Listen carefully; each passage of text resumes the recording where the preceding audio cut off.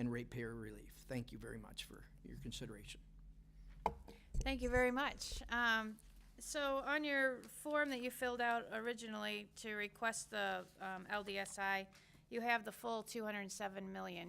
So are you looking specifically for the water? Well, we looked at what was the most needed in the project, and it's the $15 million for these nitrification towers, because we asked, what is considered the most important, and the thing that kept the wastewater treatment management awake at night was these towers. If they fail, it's going to put $6 million of sewage, or 6 million gallons of sewage into the river.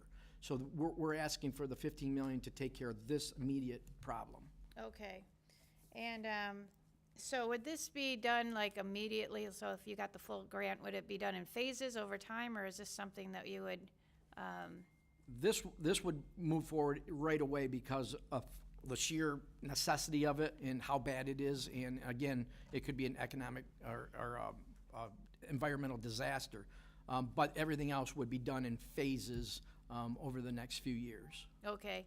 And then did they seek other grants or any other way of funding? I looked back at that to make sure that they were, doing their stewardship. And yes, they have reached out for grants and borrowing money in excess of $30 million, but it's just not enough to keep up with the aging infrastructure, which is nearly 40 years old right now. So it's past its life expectancy. Okay. And we have a question from Rep. Cavett. Hey, Rep. Gold, thanks for being here today and testifying for your constituents. Will there any need for future funding? I mean, it's a large ask. Is this done? Is this get it all done? The project is over $200 million, and the way it's been proposed was to put it on the ratepayers. This was the most, the project needed the most immediate attention, so we're stepping forward and asking for that. There may be in the future to alleviate, but right now, I mean, the plan was to put it on the backs of the ratepayers, and again, 108% increase, somebody on Social Security or something like that, it's just not doable. It's going to be a matter of buying food or paying their rent and paying for their water bill. All right, thank you very much. Rep. Robinson. Thank you, Madam Chair. Thank you, Representative Bogle. It's similar to Representative Cavett's ask, but I wanted to know, as the result of these old pipes, has it caused any sewage leaks into the water system in that area, or has there been any issues as far as I contaminated recall water? a number of times that they've had to release, and they put out warnings to the public and things like that, and they've worked hard to prevent that. And this is, just a disaster waiting to happen, is what they've told me, and that they're trying to prevent, future instances of that nature, because the Shiawassee River runs 110 miles out to Saginaw Bay, so it not only affects local, but it's going to affect, it's a tributary of the Tittabawassee, the Saginaw River, and so it's going to put all that sewage down end. So that's why we're trying to prevent that. Okay, I think that's all the questions. Thank you so much. Okay, yep, thank you very much. Yep. And I just want to remind the presenters, or if you weren't here yesterday, that we are trying to keep presentations to about 5 minutes so that we can keep things rolling pretty quickly. So appreciate your help with that. Next up, we have Rep. Beeson with, Cocalin Township. I believe that's how you say it. Cocalin Township Storm Sewer Flooding Remediation and Upgrades. Cocalin. I knew I didn't say it quite right. Thank you, Chair, and thank you for the members for a quick, I'll be really quick, get in. This is the opportunity to provide testimony to support our critical needs of infrastructure in Cocalin Township, located in Bay County. There's approximately 3,690 feet, and the locals call it Lake Louie, and it's been there for 25 to 28 years. It continues to be erosion of a public road out here on Luma Beach. It currently stands a stretch of roadway frequently experiencing significant flooding during periods of heavy rain, snow melt, creating unsafe conditions. And this proposed system has been professionally designed and effectively to manage the stormwater and discharge into the Saginaw Bay through the Tobacco Marsh, and it's environmental responsible outlet for the stormwater to properly filter through. But this infrastructure investment aligns directly with the Department of Labor and Economic Opportunity to protect the housing and enhance the community in the area. Well, the main problem now is because the lake continues to get bigger and bigger every time it rains, the houses on the end don't get mail service, and then there's 2 new groups of people that have kids at the end. Now they're not getting their kids picked up. And the biggest problem was we have a new person that I get calls from with an electric car that can't go through it.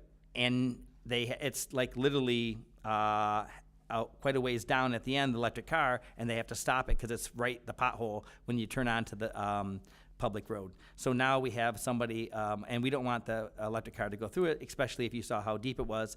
And I was out there this last week, and even after a minor rain, it puddles for probably 4 days. And this has been happening for 25 to 30 years, and it's kind of like out of sight, out of mind. It's a project that is $1.9 million, and the township will pick up the cost to maintain the pump, the power, but they just don't have it because they only have 4,600 people that live in the entire Coquitlam Township. So this infrastructure would make it so that the people out there on the beach that go up and down, that go through this, would get their mail, because they don't even get mail. So there's a puddle. And I think that because it's always been a little pothole, and the guy that lived there has since now passed away, that's why they call it Lake Louie, and he used to just pump it out with his own sump pump out to the water and just run the sump pump for several days, and that guy is now gone, and the new people are like, why is it our cost to pump the water? So it's kind of been a situation that's been out there, and they've got pictures where they've knee-boarded through it, they put four-wheelers and they pull wakeboards through it, and this is just a summer rain. So, and in the wintertime, it builds up, and it's almost like a 1.5 foot drop through the ice, if you guys are familiar with going up hunting or fishing, and you get those off-roads. So this is a project that, it's a smart investment.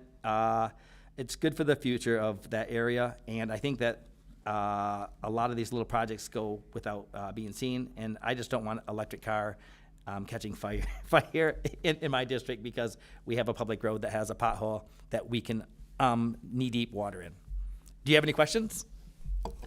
Well, first I just want to say it's probably a public service, if any, they have an emergency of any sort too, that would probably be an issue as well. EMT won't go down it either, so that's a situation that we're, they're like, so. Yeah. Yeah, that is an issue. So, just kind of along the lines, this would be a project that would be done in one setting. How long do you think it would take? Do you have any idea how long that might take to complete this will take that? less than 6 months. Once we get from Spicers, they've already did it, and the Spicers group is wastewater treatment. And I talked to him, Nick, and he says, yes, this is a no-brainer, but it's just not on anybody's list. So it's not enough people that they feel it's critical mass, unless you're the person stuck on the other side. That's right. Yes. That's right.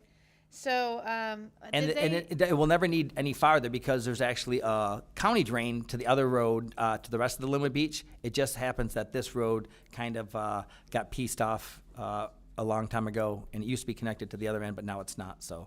Okay. So. And then, did they apply for any other grants for this, or is this? This is the first time, First attempt. this is the first time that they. Okay, very good. Rep. Robinson. Thank you, Madam Chair, and thank you, Representative. Nice to see you this morning.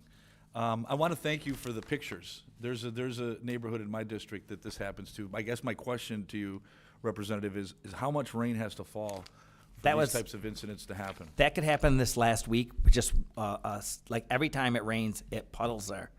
And like I say, they call it Lake Louie because the guy that used to live there would just put his pumps up and pump it out. Right. Well, the guy doesn't live there anymore, and where we picked the spot is actually his property, because it's the only spot that doesn't have like the houses on the beach, and they have a garage on the other side, and basically it's built up on both sides, so it just kind of funnels back in over the years, and it happens every time.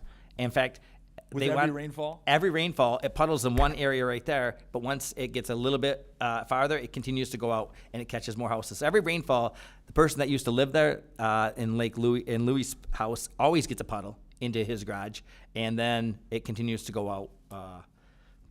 And once again, once you build up both sides to meet where you have to build, it basically created a trough over the years, and it continues to go because people move out there and they want a garage, and you can't put it on the water side, so they put a garage and build it up. So it's And there's a Tobical Marsh, which is an excellent duck hunting area. I hate to share my duck hunting in my area, but it's excellent duck hunting. And there's a swamp right behind there that filters that all out through the state park. Can I ask another question real quick? So with your appropriation ask, this will take care of the whole issue? This will take care of the whole issue, and the electric car will not, because if it catches on fire, then we have to figure that out, and this will take care of the whole issue on the beach for this project.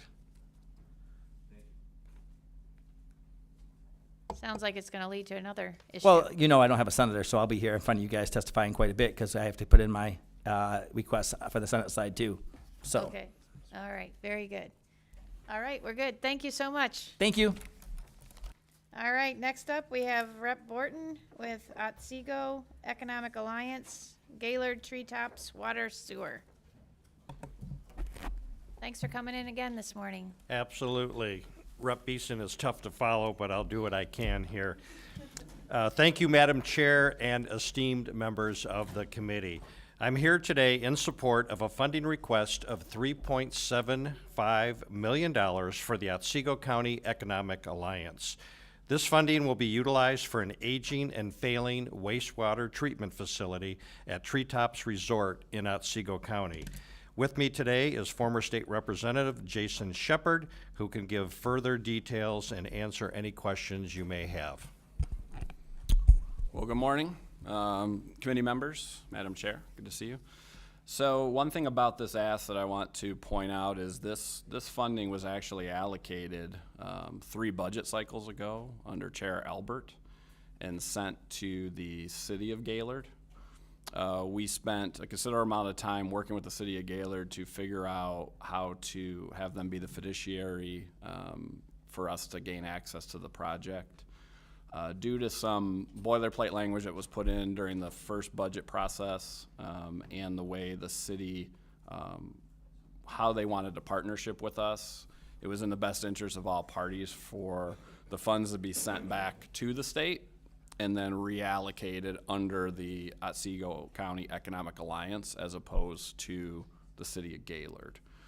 The crux of this project is twofold. One, there is a failing wastewater treatment facility on the resort, and it's not just servicing just for the resort purposes, but we are looking for excess land to be expanded, and until this wastewater treatment plant situation is dealt with, it stifles all the growth for, there's actually a plan for some workforce housing developments to be next to the resort, just based upon the need for housing in that area now with the expansion of Gaylord in that northern region.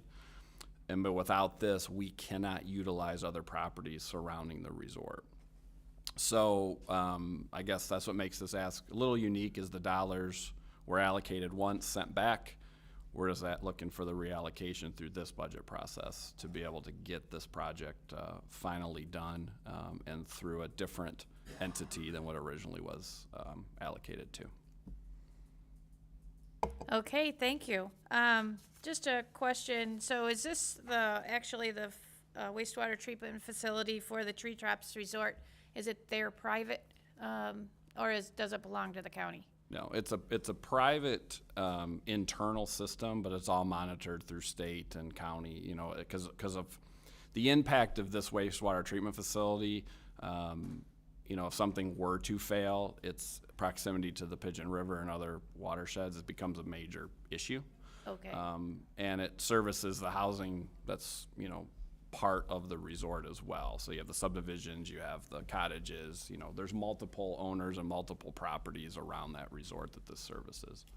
Okay, so will the funds go to the resort or will they go to the county? So the funds would go to the Otsego County Economic Alliance. They'd be the fiduciary of it. And Okay. then the resort would contract with the Economic Alliance. Okay, That way everything is, paperwork-wise sent out for this project specific to be done. okay.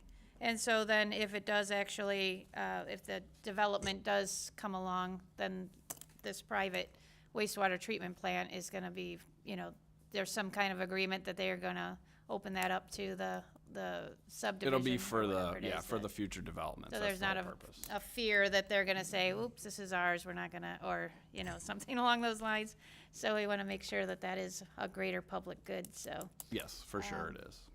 All right, Rep. Robinson. Thank you, Madam Chair.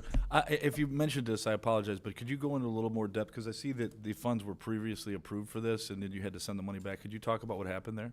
So originally, the city of Gaylord was going to be the fiduciary of this. Technically, Treetops Resort sits just outside the city of Gaylord.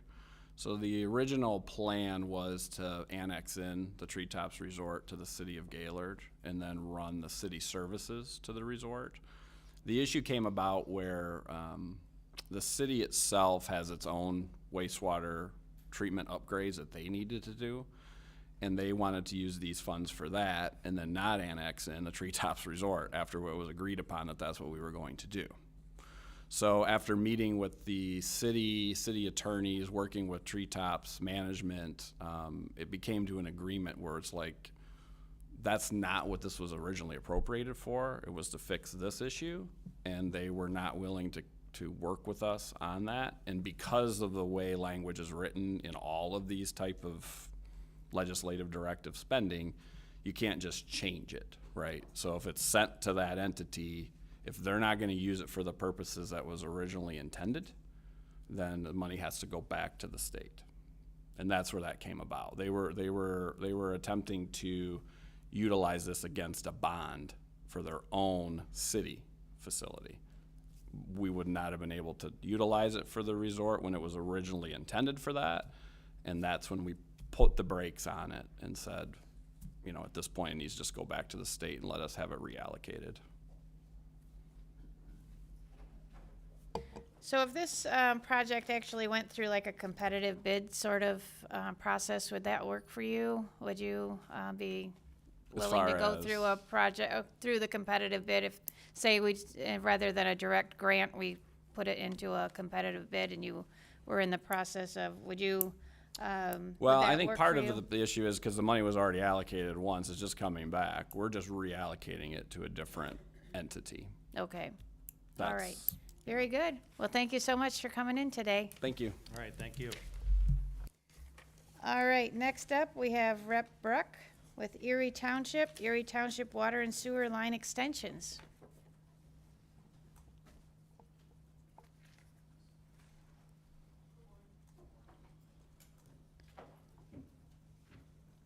Thanks for coming in today.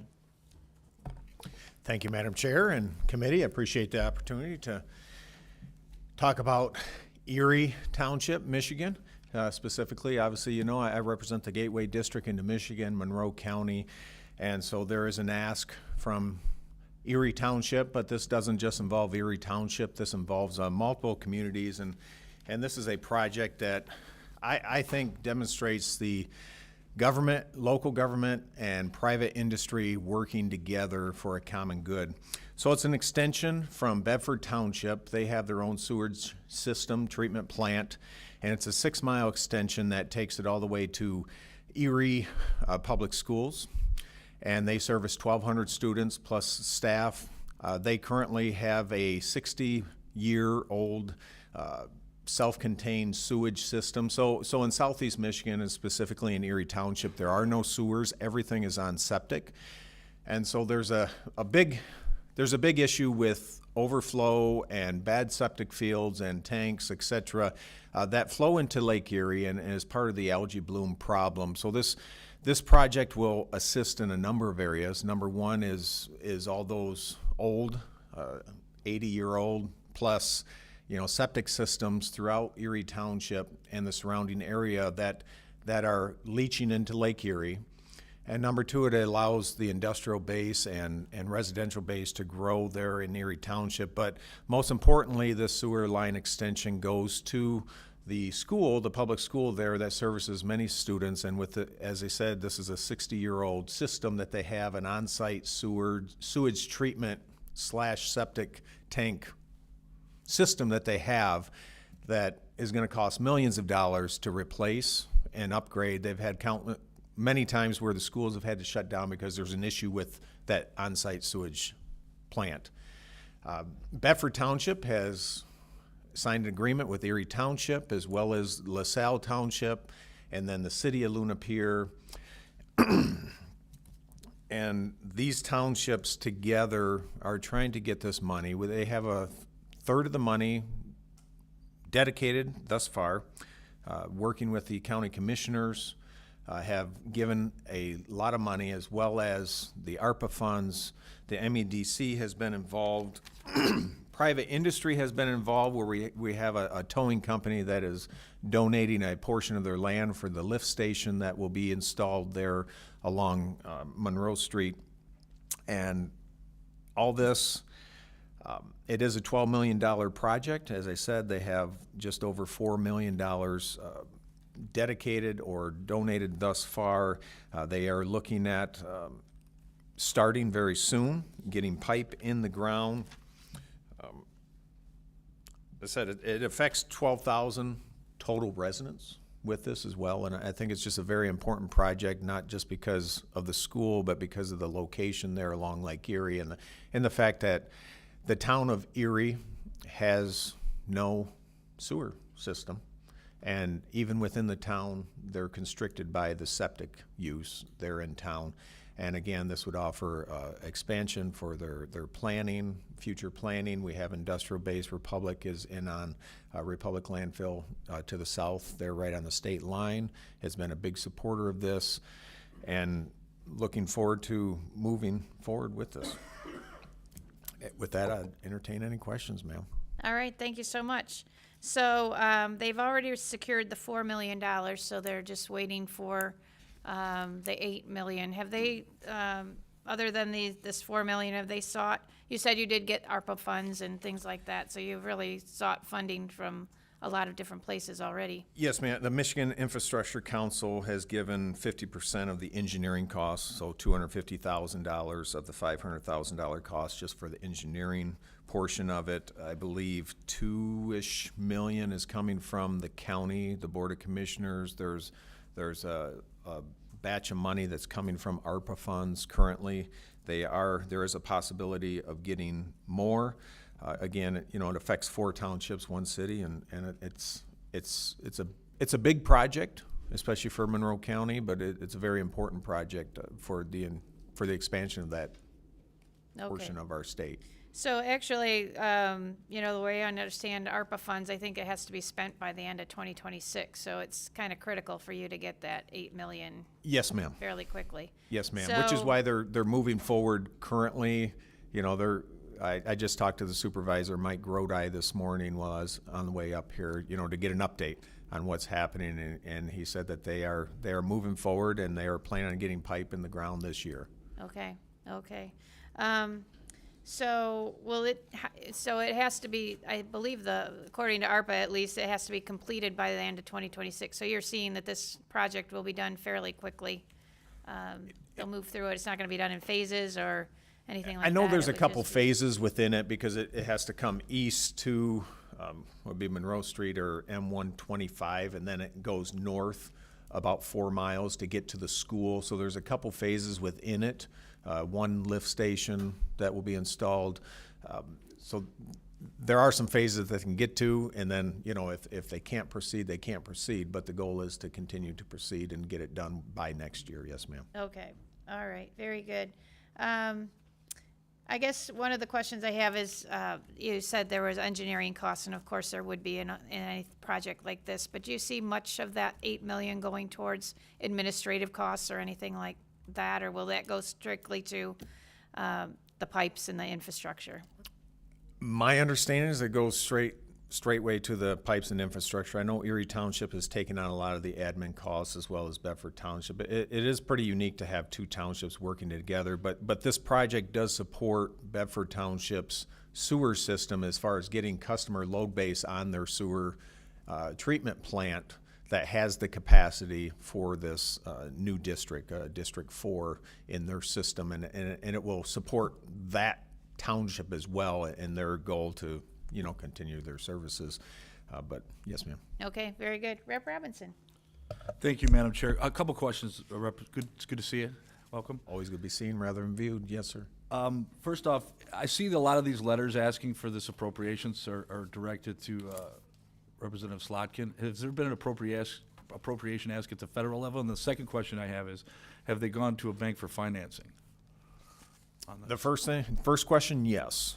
I don't know the result of that. I don't believe they have received federal funds to date. It's been through the MEDC, and the state and the locals have come together to get the bundle of money that they have thus far. As far as a loan, I don't think that's, I'm sure it's probably been discussed. That wasn't part of our discussion with the township supervisor, but I'm not aware.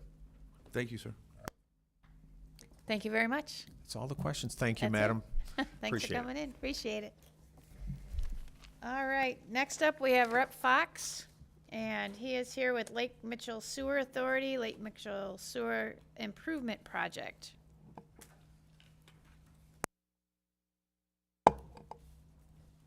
Thanks for coming in today.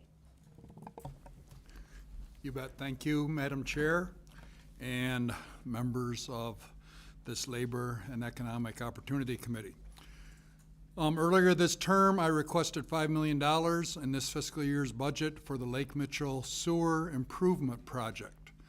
I'm also requesting funding for 2 other water-related projects in Wexford County, which I hope to speak on later this summer. Today, however, I'm going to focus on Lake Mitchell and that sewer project. The Lake Mitchell sewer system was built nearly 50 years ago and operated by Wexford County for most of its history. In recent years, a local body of government consisting of 3 townships in the 101st District, Selma, Cherry Grove, and Clam Lake, have assumed the responsibility of overseeing this sewer system. This so-called gift, and there's a lot behind that, air quotes, from the county, was accompanied by many responsibilities, the most burdensome being the maintenance and repair of a failing sewer system. The Lake Mitchell Sewer Authority, which now operates totally independent from the county, finds itself in a perilous position as the system experiences an increasing number of sanitary sewage overflows due to pump failures. While critical improvements have been made to several pumps under the oversight of the LMSA, Lake Mitchell Sewer Authority, its funding options have been exhausted, federally, locally, and various other ways, and leaving these local leaders to increase sewer rates to unsustainable levels. Due to the urgent need for the system improvements, user fees have increased significantly over the past 10 years from $31.73 per month in 2016 to now they are $174 per month. Putting inflation aside, that's astonishing. Unless additional funding is secured, residents and local businesses, over 800 users in total, will continue to face sharp rate increases. Many users served by the LMSA are income limited and or senior citizens that rely on financial assistance. Today, as of today, 9% of the users are delinquent on their payments, which puts property owners at risk of foreclosure and the community at large on the brink of a housing crisis. The requested $5 million will accomplish far more than just providing financial relief to residents and businesses who rely on the sewer system.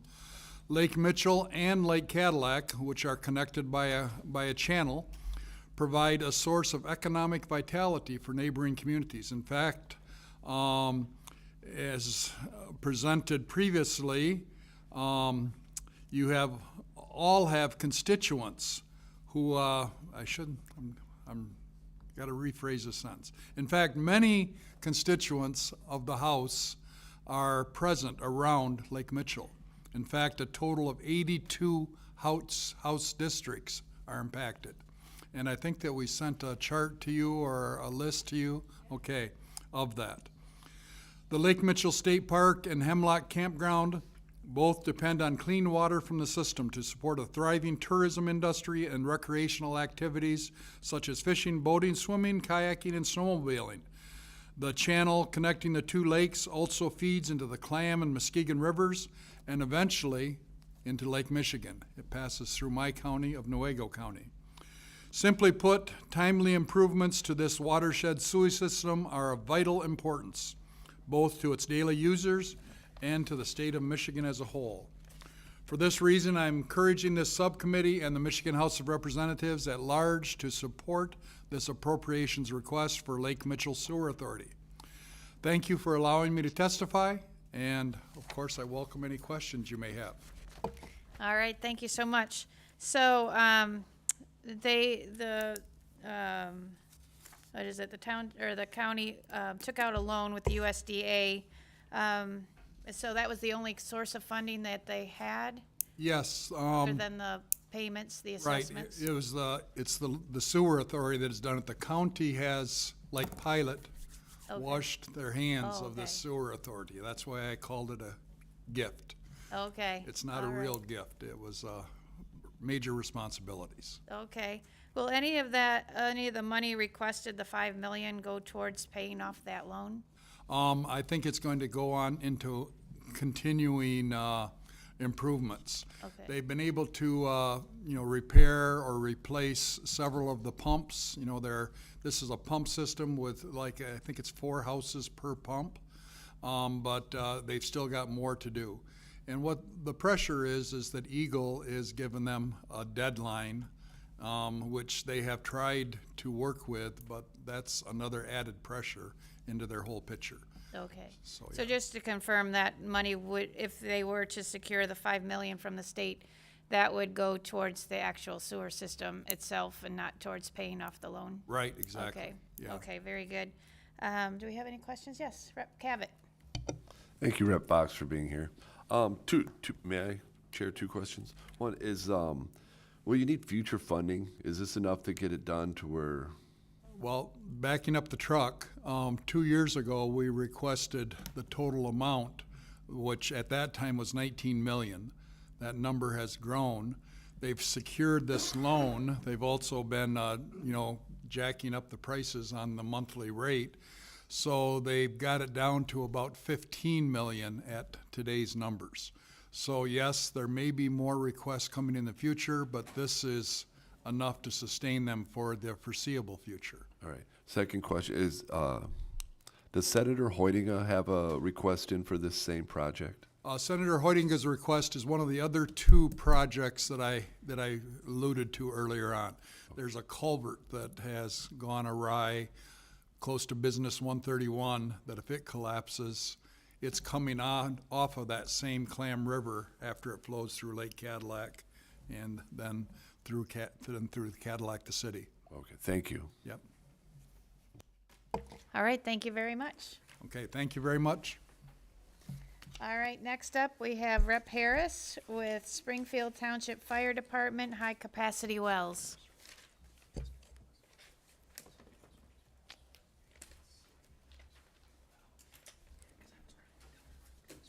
Thanks for coming in today. Good morning, Madam Chair. Well, thank you, Madam Chair and members of the committee. As I think you all know, I'm Representative Mike Harris. I represent the 52nd District, which is Northern Oakland County. And I appreciate the opportunity to speak with you today in support of a critical public safety and infrastructure investment for the Township of Springfield. This legislatively directed spending request seeks $900,000 to fund the installation of 10 high-capacity fire protection wells across the township, a community that currently operates without a municipal water system. These wells are not a luxury, they're a necessity. Without them, our firefighters must rely on water tankers and long-haul mutual aid, which delays response times and places lives, homes, and businesses at an unnecessary risk.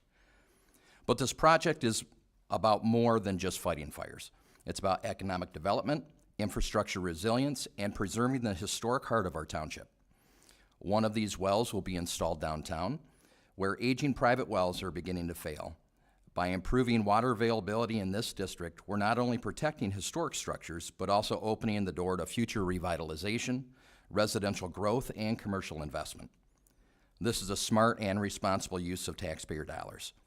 It will protect property, improve emergency response, and support the township's strong ISO Class 3 fire rating, which has the potential to positively impact property insurance rates for families and small businesses. And importantly, it does so without imposing new costs or mandates on our local government. In fact, it relieves some of the pressure from our local budgets and ensures our fire department can meet national safety standards today and well into the future.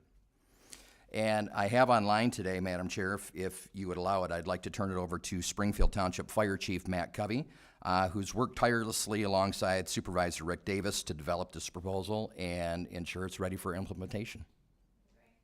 Thank you.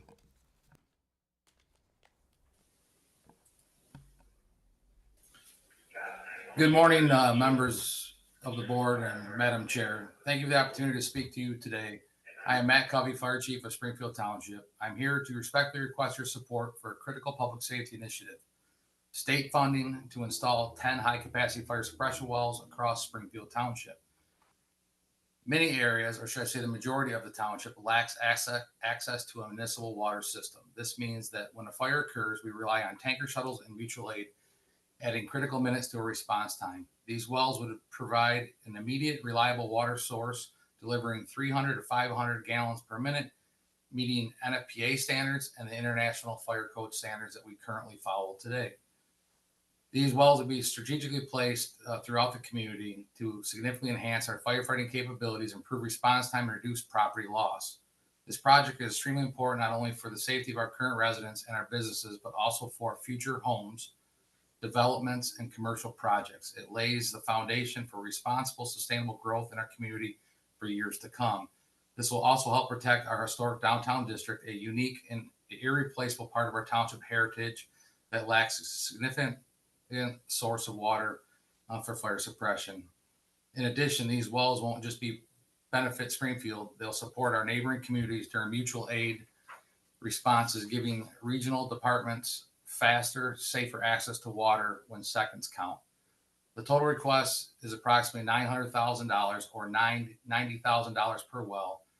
This investment strengthens emergency readiness, lowers long-term risks, and helps protect lives, property, and local history across the region. I would like to thank the committee and also Representative Mike Harris for his continued support, and I'd be happy to answer any questions that you may have. Thank you very much. I appreciate you being here by phone. So these wells, there's 10 wells spread across the city, and they're going to be strictly for emergency response?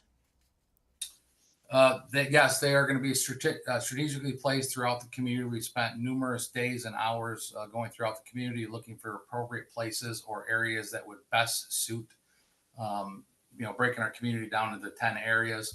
They'd be placed in a situation where they would give us quicker access to water for fighting fires in the community.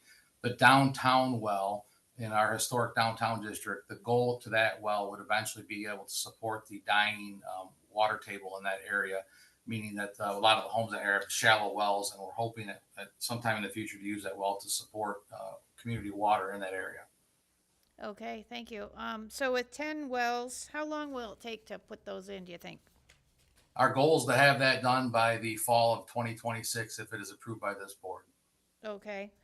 And is there any administrative cost attached to that? There's going to be a lot of hours and a dedicated time to our request from you. No, let me rephrase that. We are not asking for any administrative fees or cost. Purely Okay. it'd be us getting those wells in the ground and the permitting process through the county. Okay, very good. And one last question. Did you seek other sources of funds for this, or? We have not. This is our first time, but I would like to let you know that we did budget over a long period of time to put a well in the community recently, and the cost of that well was about $80,000, and it did tap us for those dollars that we had put aside. So we're looking for additional funding. This isn't approved. We're going to continue to try to fund for additional wells in the community. Okay, thank you. Any other questions? Rep. Robinson. Thank you, Madam Chair. Could you speak to, and this is for Representative Harris or the gentleman on the phone, could you talk about how many calls that you guys go on a week or month or year? So Springfield Township has 14,000 residents. We respond on roughly 1,500 calls for service, but that doesn't include responding to our mutual aid communities, Independence Township, White Lake Township, it's called North Oakland Fire Authority, Groveland Township, Brandon, and Independence. So we do on a regular basis respond to calls there, and some of these wells are going to be strategically located along our outside border or the outside of the community to also assist them if they need water supply. Thank you, Madam Chair. Thank you Hopefully very that much. answers I don't believe there are other questions. Okay, thank you very much. Thanks, Dr. Barris. Thank you, Madam Chair.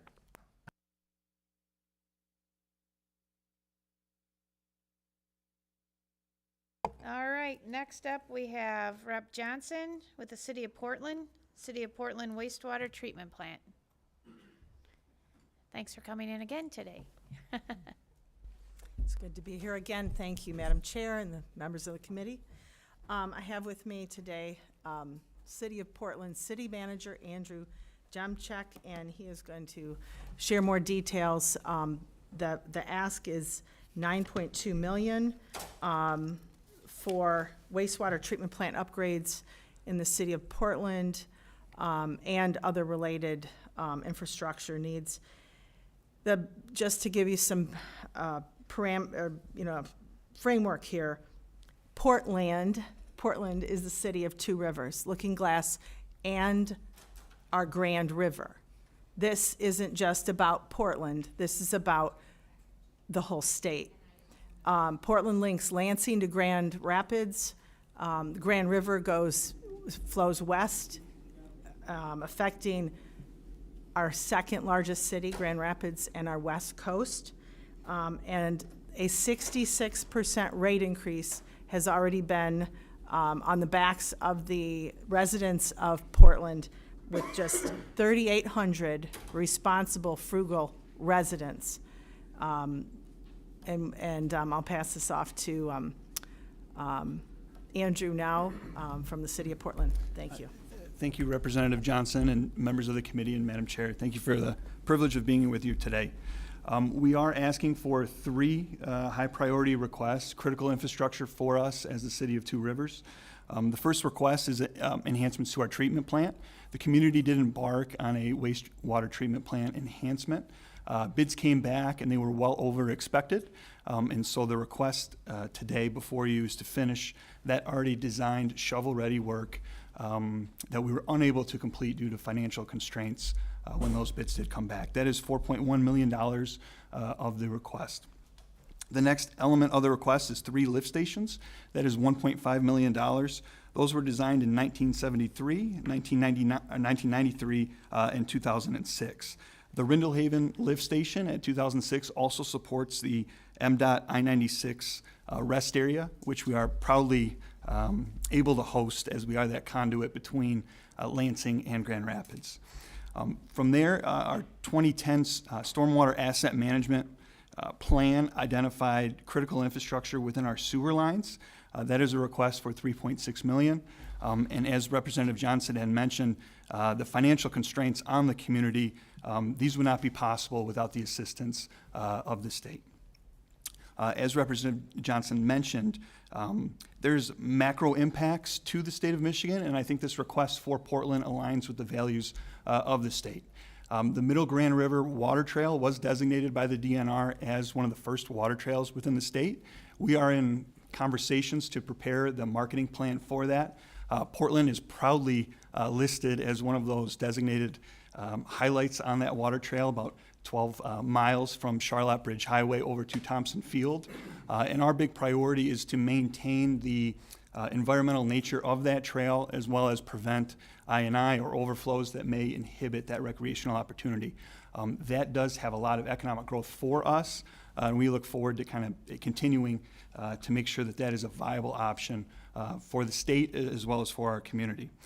Secondly, as Representative Johnson had mentioned, affordable housing. So Portland lies uniquely between Lansing and Grand Rapids. We are a 25-minute commute from Lansing and a 40-minute commute from Grand Rapids. Our median home sale value is right around $245,000. As we discuss affordable housing in the state as well as in the nation, I think investment towards our community and that urban sprawl is right for Portland to have those enhancements. With that, I'm happy to answer any questions that you may have. All right, thank you very much. I was just curious about the order of priority for these projects. So I know 3 big ones. Yes. if you weren't able to secure the full amount, what would be your top priority, or list them in order? So the order of priority for the community would be the wastewater treatment plant being number one. It was tremendously disappointing to have those bids come back over what our financial constraints were. Those are already designed, and we are actively and eagerly waiting to make those happen. But again, without that assistance, and as Representative Johnson had mentioned, the rate increases that we've incurred, it is difficult to do that without some assistance. From there, I would look towards the lift stations. As I dated the date of those installations, those are aging infrastructure. They are at the end of their usable life. They also support, being the city of Two Rivers, a unique dynamic, given that if there is an episode within my community, it greatly impacts neighboring communities with the water on where they go. And then from there, it would go back to the sewer line replacement. We'll continue to make those patchwork improvements over time, but there are no tangible plans right now for those replacements because of that financial constraint.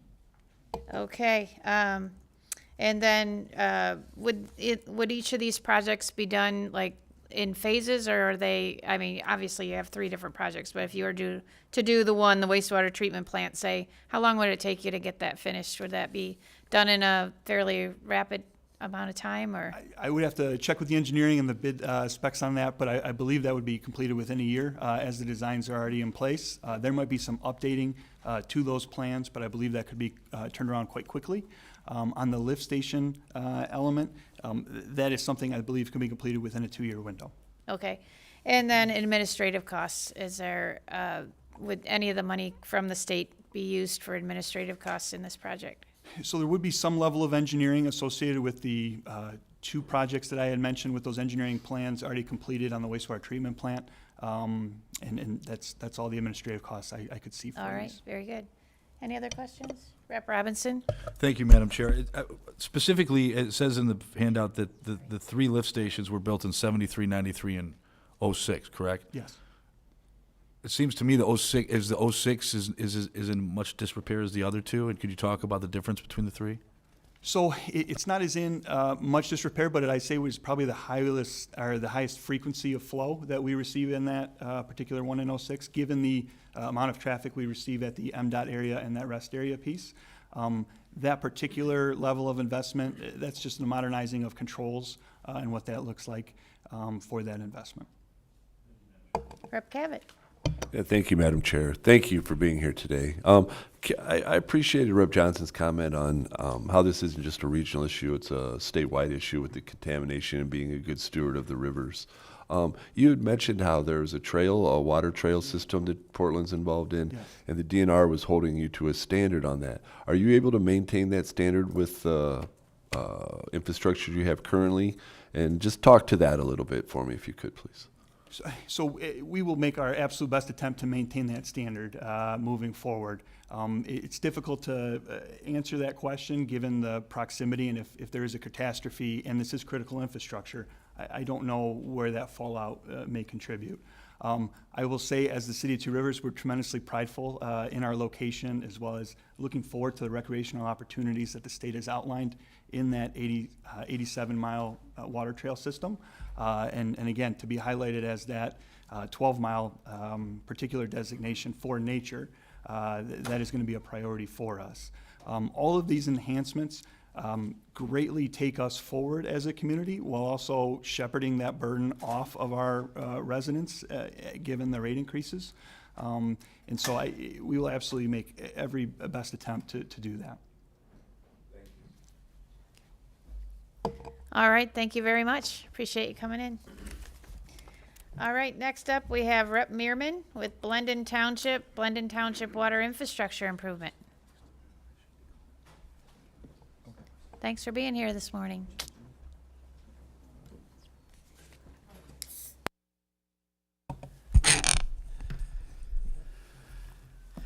Thank you, Madam Chair, members of the committee.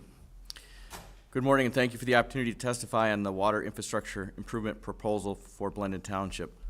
I'm joined this morning by Greg Golombowski, Blendon Township manager and longtime public servant for the community. This funding request is for $922,000. It's for Blendon to strengthen its water infrastructure to allow for greater residential development. Blendon is a township in the center of Ottawa County. Ottawa County is a fast-growing county and needs a lot of residents built. It's a rural community. In Ottawa County, Blendon Township is a rural community, and it's growing. Blendon Township is in a difficult situation with its water infrastructure. It's a rural township that has historically relied on groundwater. And this groundwater supply is not replenishing fast enough. Last year, Blendon Township was forced to deny a home development proposal out of concern for its water table. Here we have some home builders with a plan, ready to build, and they're unable to due to concerns for water supply. I'm going to turn it over to Greg to explain the solution Township has identified with the neighboring township. Good morning, Madam Chair, Committee. Greg Golombiewski, former treasurer with the township, also MTA board member, District 15. We have a twofold problem here in Blendon Township.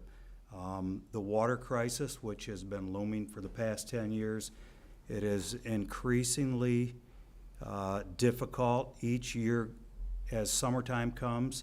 The summer seems to be drier, the rainfall is less. Every time a storm comes up, we look at the radar, it seems to split over us. The farmers need the water for irrigating the crops. Not all farmers are irrigating out of sock wells. Some are, irrigating out of the aquifer.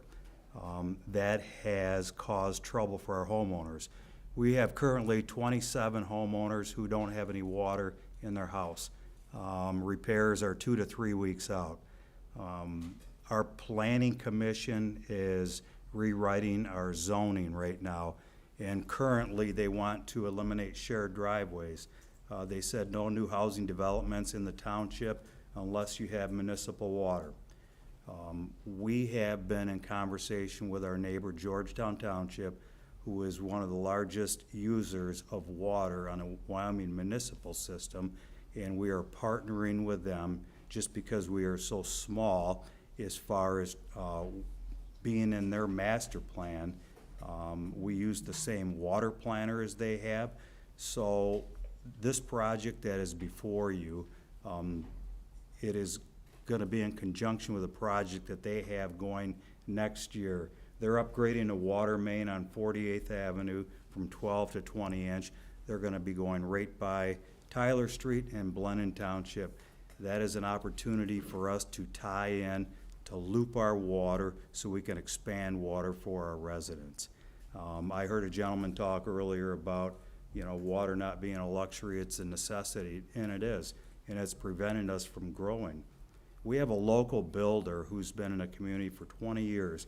He is proposing to buy around 150 acres in the township, and he wants to build affordable housing, and that's what we all need, right? We want homes in there for $400,000, $450,000. Those there would be starter homes. The Planning Commission is willing to change our zoning to mixed use, R3, so we can plan for the future. And that's what we have to do as leaders. We have to be responsible. The residents come to us.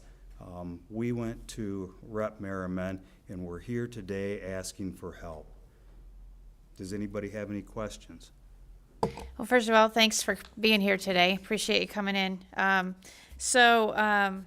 This water line that you're going to tap into Georgetown Township, so will that will be so they have a secure water system there, I assume. Correct. So that you'll just be able to bring that. How many miles is it from there? How long would that line have to be to get from their system to your area? So right now, it's probably just a matter of 200 feet. Oh, Okay, so there is water in 48th Avenue right now. It's only a 12-inch line. That's going to be upgraded to a 20-inch line. Okay. There's not enough capacity there right now in that line to come into Blendon with it. okay. We're proposing is a kind of a loop that would take quite a lot of the growth area. So those people that have no water, they would be connected to that line and would be able to have access to to the water that's coming from Georgetown Township. Correct, and not only that, but it would carry down 56th Street, and if you go north or south, to the north is where we have a complex called Stanton Woods. It's a new housing development, and those wells are drying up as well. And when you go north, we have a nursery down there who uses a lot of groundwater, and we want to get them to buy into this municipal water system. So we're also looking for partners. We're not just asking for help to say, hey, fix this problem for us. You know, this is, it's not only a Blendon issue, it's an Ottawa County issue, and we want everyone to buy in on that. So we've, you know, asked residents to stop doing sprinkling. The township has stopped sprinkling. We actually had to lower our well at the township here this year because we couldn't get any water. So, and when I look at the long term of this thing, and I always think about, you know, for the next generation, and right now we have a big turnover of our farms in the township because the older farmers have passed on. The children don't want to pick up the farming piece of it, so they want to do splits. Planning Commission says, we want you to leave that ag. Well, an ag split's only 2 acres, so guess what? We could get more than that if they would let them rezone it, but we gotta have that piece of municipal water in there. Right, right. And the Georgetown Township's aquifer is strong to take on yours as well, so Well, it's so not, Georgetown's hooked to Wyoming water system. okay, Yep. Which is Lake Michigan. Right. okay, okay, very good. All right, do we have any questions from anyone on that? Okay, Okay, all thank you right, very well, much thank for you your so time. much. Thank you. Yep.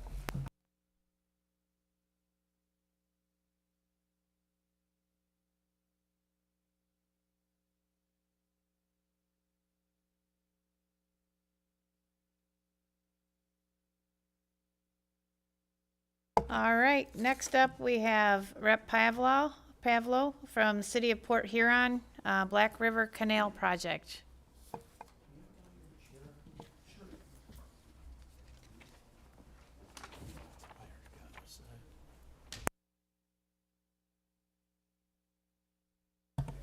Thank you, Madam Chair and Committee, for allowing us to report. Today I have with me Port Huron City Manager James Freed and Harbor Master Mike Davenport, and they've been with the project ever since the beginning, so I'll just turn it over to them.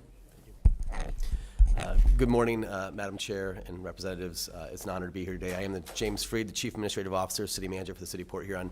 I have Michael Davenport with me here. He is our Harbor Master. He also serves as the Harbor Master for Bayview Yacht Club during the Bayview to Mackinac race as well. In addition to being a Harbor Master, he is a captain. He's one of the foremost experts on maritime safety in the Great Lakes region, and so I have him here as well today. Before I get started, I just want to thank you for holding this hearing. I would be remiss if we don't talk about the significance of the sunshine that you are bringing to this process, so I appreciate the Chair and the Committee and the Speaker for bringing sunshine to this process. Is a welcome change in Lansing, so I do applaud you on that. In 1912, a 6,000-foot linear canal was built between Lake Huron and then the Black River in Port Huron, Michigan. It's a very unique canal. There's nothing else like it in the state of Michigan. It was designed for environmental purposes to clean out and flush out the Black River to provide better quality of water to its residents. Since 1912, not only serving a critical environmental impact to Port Huron, the canal serves as a keynote economic driver for the region. It is home to the National Island Loop. It also is a significant boaterway for passages, to make safe passages from Lake Huron to the canal. We see hundreds of thousands of boaters and kayakers every single year come to Port Huron. They spend money in our community. It's a huge tourism tool. There's dozens and dozens of businesses along the Black River that rely on the economic impact of the canal. Also, in addition to the economic impacts to our community, which is millions and millions of dollars. Again, when a storm kicks up in the lake, small vessels cannot make it down the St. Clair River to safe harbor. So they must use the canal to seek refuge from bad weather, and it is a life safety issue. In January 27th, 2014, an ice jam occurred just north of the I-94 overpass in Port Huron. That ice jam created significant flooding to the region. Flooding actually caused reverse flow in the canal, and logs and debris were come rushing out of the canal, actually over our flood control gate, which is called a tainter gate, destroying the tainter gate. It's a flood control gate there at the end of the canal. So it's between the mouth of the canal and Lake Huron. There's a gate that prevents sediment from going into the canal. That was destroyed in the middle of the night. It was ripped off and broke off sometime between 3 in the morning, based on what the noise that the neighbors heard. And that canal has been closed ever since. The project cost is just around $7 million. Our request is for $6.5 million.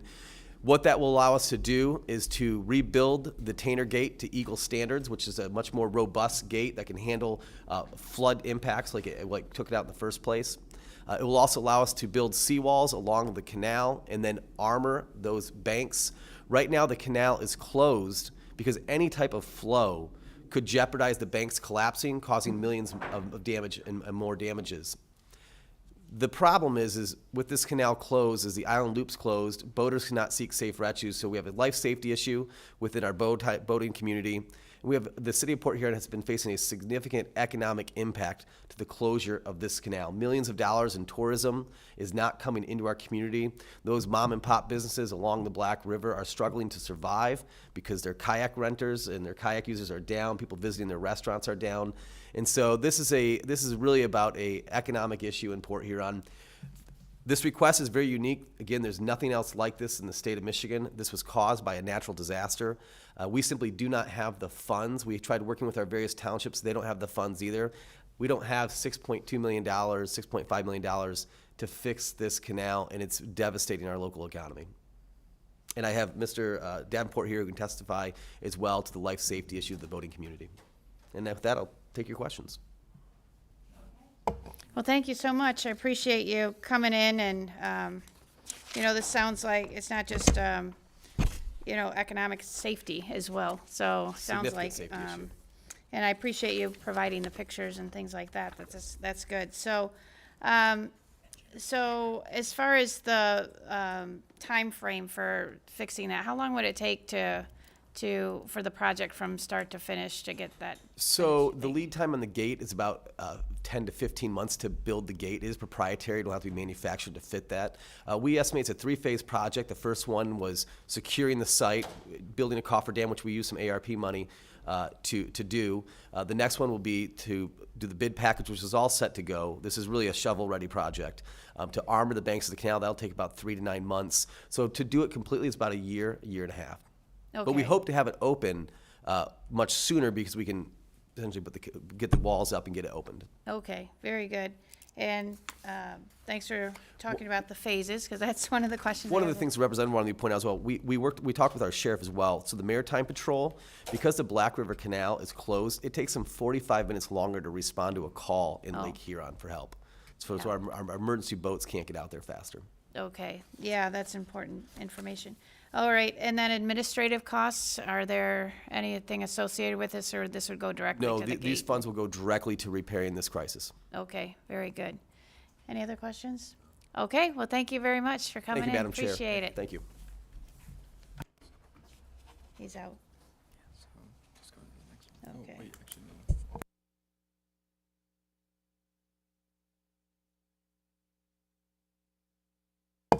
We're gonna go at ease for about 5 minutes.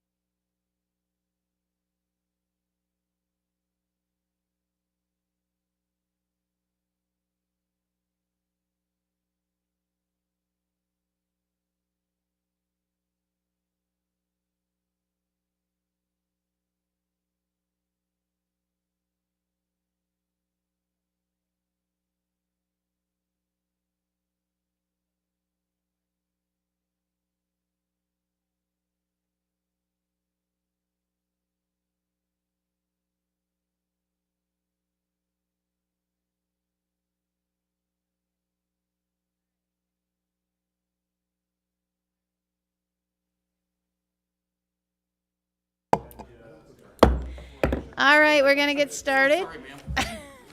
We want to get this show on the road. All right, we've got, next up is Rep. Roth. He's gonna be here speaking regarding the Village of Beulah sewer repair and upgrades. Yes, Go ahead ma'am. when you're Thank you, ready. Madam Chair and members of the committee. Good to see you again. We are talking sewers today. City of Beulah, there's about 380 homes on a sewer system there. It's a long, complicated story, but I'll try to keep it short and sweet. It's failing completely. And if they have to replace it totally on loans and money, it's about $750 a month just for sewer in that 380 homes. Or the other option is Eagle shuts them down and they use porta potties for the rest of their lives. So it is a situation where it's pretty dire. DNR has cited them multiple, not DNR, excuse me, Eagle has cited them multiple times. I will say the former village council did a very disservice to their community. They did not follow through. They did not set up a maintenance fund. They didn't do anything. The incoming administration of this new village board, much more proactive. They are seeking loans through the USDA for about half of it. It's a $12 million project overall. I'm willing to help them ask for about half of that, with the condition that they put into place much more rigorous maintenance funds, different things that they need to do to keep the system up and going. There's no way I would ask for the entire amount because they were negligent in what they did there. But a small community of 380 people on the Crystal Lake, bottom of Crystal Lake with rivers going through there, it is a critical thing that we get taken care of and done fairly quickly. If they have to do it themselves over a long period of time, it's not going to keep up. They're going to actually end up polluting the lake and the rivers around it. So to get it done fairly quickly with a combination of them loaning and us helping, I think we can get the project done very quickly. Well, as quickly as that project works, right? But it is a critical thing that they do this. Again, they were partly negligent in doing this, but they have the right attitude and they're doing the right things today to rectify the situation and get it under control. So I'm willing to stick my neck out for them if they're willing to stick their own necks out and do the right thing. So if it doesn't go through, if they can't get the loans, it is a severe problem for 380 people that literally won't have sewer. So that's where we're at, and it's one of my top 3 asks, no question about it, because it's not just the sewer system, it's the environment around it. So happy to do that for them. All right, well, thank you. So you have confidence in the new leadership there? Absolutely. They basically threw out the old village council completely and chastised them a great deal, and the new people coming in are seeking every possible grant opportunity, loans, everything they need to do to get this done. So I am confident in the new village council. Okay, very good. And they are seeking loans, but they don't have one yet, as far as you know. I think it's really close for the USDA to get half. Okay. I don't know that it's secured all the way yet. Last time I talked to them, I don't know that it was, but I can reach out again. Okay. Just, concerned that the money, they're not going to use the money that they would get from the state if they would get it towards the payment of the loans. That would No, go towards the absolutely not. building of This the is sewer system itself. Correct, yes, ma'am. Okay, very good. Do you know, would it be done in phases at all, or would that be done? I think it has to be done fairly- almost completely, all at one time. Okay, that's great. That's great. And would you know anything about the administrative costs? Would they put any towards that? They or- don't need any of that. This would not go to administrative costs because they were, it's a long story, Eagle's not happy with them, but Eagle gave them a $1.7 million grant for engineering and studies. So Okay. they have that covered in an Eagle grant for Okay. the project. Okay, that was one question I had as well. Were they getting pressure from Eagle or Big anybody time. like that to get that? Yeah, absolutely. I mean, Eagle has been at their doorstep, basically ready to close the system completely. Okay. Over the last summer, I had a Zoom with Eagle, and they were ready to shut it all down. Okay. last summer. Now, they allowed him because I think they have confidence that the new village council is doing the right thing, that they're seeking the right monies, so they are willing to work with him at this time. Okay, good. All right, very good. Any questions? Cabot, Rep. Cabot. Yeah, thanks, Rep. Roth, for testifying. I appreciate you bringing the environmental concerns. It makes it more of a local into more of a regional issue for addressing this. And you mentioned there was some creative financing for this project. If you receive the appropriations and they get the USDA loan, is that enough to cover the project, or you need to seek more funds to get it across the finish line? Thank you, Representative. This would do the whole thing. They would not be seeking other funds to complete the project. This would complete the project completely between the two. Okay, thank you very much. Yeah, thank you, Representative. Okay, thank you very much. Thank you. Appreciate Thank you, Madam Chair, thank you. Uh-huh. All right, next up, we're gonna, have Rep. Robertson come. He is, his receiving organization is, okay, here we are. Oakland Macomb Interceptor Drainage District. That's a big mouthful. It has a horrible acronym as well. Thank you, Madam Chair. Thank you, committee. Yeah, this ask is for the Oakland Macomb Interceptor Drain District. It's seeking funding to construct a permanent odor and corrosion control facility at a complex junction where two major interceptor sewer lines converge near 15 Mile and the ITC corridor in Sterling Heights. The site has been a persistent source of hydrogen sulfide gas emissions for decades, generating horrendous smells and accelerating concrete and metal corrosion in the surrounding infrastructure. The bad part, the worst part is it's in neighborhoods. So this smell is consistently spread out through near Sterling Heights High School, Dodge Park, near a fire station, and multiple residential subdivisions that I think everybody knows that when you go past a dump or something that smells, you can plug your nose. Can you imagine living in an environment where you had to smell that all the time? So again, it's for $2.5 million. Yeah, I'll be happy to open up to any questions. All right, thank you very much. So, it's just the odor and corrosion control. So Yes. is that a facility in itself, or is that like some equipment that they need to No, put it's a in? facility. Okay, Yeah. all right. So that 2.5 would build that facility. Correct. All right, and then is there any other additional costs that would come Nope. in, like any kind of equipment or anything like that that would need to come? Correct. Administrative costs? You've heard the drill. Yep, nope. Okay, anything with phasing in, or they'd get it done in one Yes, ma'am. thing? Okay, very good. He knows the questions already. Anybody else have any questions? All right, very good. Thank you Thank you kindly. very much.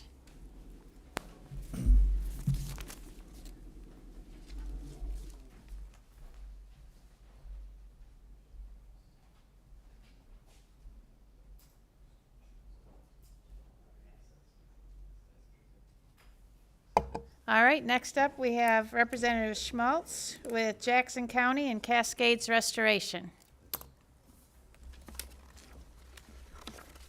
Thanks for being here today. Thank you, Madam Chair and Committee. We're happy to be here.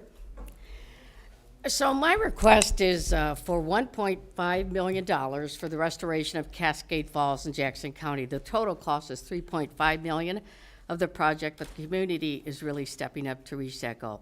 This is a very unique man-made waterfall. It was built in 1932 and Jackson's major landmark and attraction. It's located in Sparks Foundation Park. It attracts more than 500,000 people from all over the state and the world every year. It's essential to our economy in Jackson County. When people visit, they go to the restaurants, they go to the hotels. It's just a real economic boost for us. The falls, you have a picture of them there, are 500 feet in length, vertical height of 64 feet, total width of 90 feet. There are 6 fountains, 16 falls, 11 are illuminated, thousands of LED lights, and a 2,000 gallon per minute water pump. So there are 126 steps on each side so you can walk around the falls. We have family nights, we have patriotic nights where it's lit up in red, white, and blue with music that's choreographed with it. Very, very nice. We do it on 9/11, July 4th, in different areas. It's used for family events, educational opportunities. It's just really the major landmark in Jackson. Captain William Sparks came up with the idea after seeing a fountain in Spain. He was former mayor, president of the Chamber of Commerce. So it opened in May 9th, 1932. 25,000 people were there, including, I think, everyone from Hollywood. I don't know how he did that. Amelia Earhart flew over, dropping candy to all the people there. By the way, it's her birthday today, just to let you know, a little trivia there. But it needs renovating. Some of the parts are from 1932. Kyle Lewis is with me, the Jackson County Parks Director, to talk about what the money will be used for. Kyle? Thank you, and I appreciate the opportunity to be here today. So the money would go towards restoration of the concrete. It's opened in 1932, so 92 Michigan winters have taken a toll on the concrete. So that would go towards finishing that off once and for all. We've kind of tried to patchwork it over the years, and we're kind of beyond the patchwork phase. We've got water kind of leaking for the first time, and just crumbling stairs and railings and pool floors. So concrete restoration is the main portion of the entire project. That's about $2 million. The other $1.5 million of the project is moving the pump house above ground. It's currently below ground, so it takes down groundwater and damages pumps and things like that. The pumps are all original, 1932. A lot of the piping, all the piping is also original. So this would replace the pump house, move it above ground, and all the plumbing as well. So like representatives said, the community's really stepped up. This would really put us over the top, though. We've got a nice gift from Alro through the Alvin Glick Foundation for $1 million, and a handful of other local businesses and corporations have stepped up, but we definitely need some more help. And again, this is very unique to Jackson County. As I said, people come from all over the world to see this. If you haven't seen it, I welcome you to come and take a look at it, especially at night when everything is lit up. It's really something to see. But yeah, they just need a little bit of help to get over the top here, and that's why we put in the appropriations request, and we hope that we can get awarded the $1.5 million to finish it off. Thank you. Well, thank you very much. I know from living in Lenawee County, just below you guys, that is quite the attraction, and a lot of people like to go there. And even not at night, it's just a very nice area, park and all of that around it. So, it looks like you have a millage that you have where the taxpayers actually pay an amount for that. And was that the first time that went out was in 2018, the millage? Yeah, it's a Okay. 10-year millage. Okay, and so that, when will that have to be renewed? Fall of 2028 is when we'll go Okay, back so out. it's Yeah. a while yet, okay. And then, and so you're also getting money, looks like you have, you've already raised some money from others, Elrose Steel. Yeah, $1 we million have and- 1.7 million already from the community, including the Glick Foundation at Elrose Steel, which is wonderful. Okay. So, and we're really relying on the community, and it is such a community effort, which we're very proud of, and that's why we're just asking for the 1.5 to finish it off, so make sure we reach the goal. Okay, and so that would go towards the concrete, you say, and the pumps as well? So, okay. No administrative cost before you ask that. No. I can't believe that's still around since 1932. I can't imagine that it hasn't crumbled yet, so. Okay, very good. Are there any other questions on this? Okay, well, thank you so much for coming in. Thank you very much. Uh-huh. Thank you.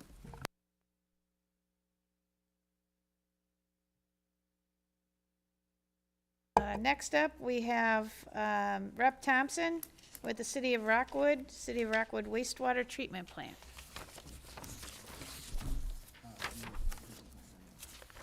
Oops, I gotta get to the right page. Thanks for being here today. Members of the committee. I'm here today to advocate for a critical infrastructure investment of $1.5 million for the City of Rockwood's wastewater treatment plant repair and modernization project. The City of Rockwood has about 3,000 residents. It's a very small little dot that is literally on the border of Wayne County and Monroe County. Some people, if you were driving by, you might not even know it's there. But it's a very small knit community that has, again, as my former colleague just stated, this city also has new leadership within the city that is really trying to bring the city up to the infrastructure demands that are needed. The city of Rockwood has earned its reputation for exemplary fiscal responsibility. I have personally witnessed their methodical approach to their budget, their commitment to long-term planning, and their unwavering dedication to continuing every alternative before requesting for taxpayer money. This is not a city that comes to us, to the state, or to me lightly, or frequently has their hand out. They're often forgotten by the county and by the state. However, the reality that Rockwood is facing today cannot be ignored. Like communities across the state, operational costs continue to rise. Rockwood's wastewater treatment plant was constructed in the 1930s, nearly a century ago. It's operating on equipment that has exceeded its lifespan. We are asking that we're asking to utilize this machinery that was actually built during the Great Depression, and we're asking it to serve a modern community's needs. In 2022, recognizing this nature, the situation as being very urgent, the Rockwood's leadership developed a comprehensive capital improvement plan, and this was not a rushed decision or a political move. It was a data-driven response to their engineering assessments, environmental compliance requirements, and the fundamental responsibility that we have in protecting public health. This plant processes 100% of the sewage generated to Rockwood's residents, every home and every business. When I think about this infrastructure that keeps the community healthy and functioning, I know that wastewater treatment plants are nothing that makes headlines, but it's very important for our public health. So this $1 million investment that we are requesting to prevent a much larger financial burden on this tiny town and also on the state of Michigan. I have on Zoom Mayor Troy Cox that will provide some of the technical issues, and I look forward to working with you, and I thank you for your time and your consideration in this appropriation asks for my little city of Rockwood. Well, thank you so much. So the equipment's all the way back from the 1930s? Yes, ma'am. Wow, that is something. Oh, I'm sorry. Yep, sorry. Go ahead. I didn't hear that part. Go ahead. I'm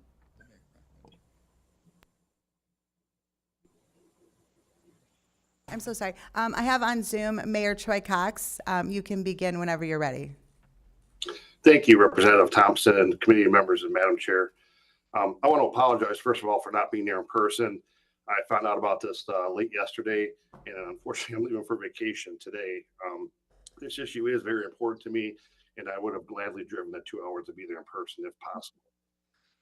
My name is Troy Cox. I'm the mayor of Rockwood, and I'm here because our community faces an infrastructure crisis that demands immediate action. The Rockwood Wastewater Treatment Plant was built in 1939. It's 86 years old, and it's not just aging. Parts of it are failing, and we have no alternative options. We are currently finishing up a $2 million bond for updates to that plant. Unlike larger municipalities that can connect to regional systems, Rockwood stands alone. Our 3,000 residents depend entirely on this single facility, and geographical constraints make regional connections impossible. We are a small community with limited funding and tax-based revenue. Our engineering assessments have identified critical failures in essential components, such as the MCC panel that controls our entire electrical system, 6 large filter pumps that process our wastewater, 4 sludge valves that manage waste removal, 2 mixers that ensure proper treatment, our pump wet well, and a mag meter gravity line and transmitter that monitors our discharge. These aren't minor repairs. They are the heart and lungs of our treatment system. The consequences of inaction are stark and immediate. System failure means a public health crisis from sewage backing up into our residents' homes, flooding of basements and toilets, and possible environmental damage from leakage into the nearby Huron River. These are the last things that I want for our residents and our fresh water. Our city is located right on the Huron River, where it empties into Lake Erie. The $1.5 million we're requesting covers not just equipment replacement, but essential engineering fees, which from what I understand, sometimes can be up to 15% of the project cost. That ensures proper design, environmental permitting, and professional oversight.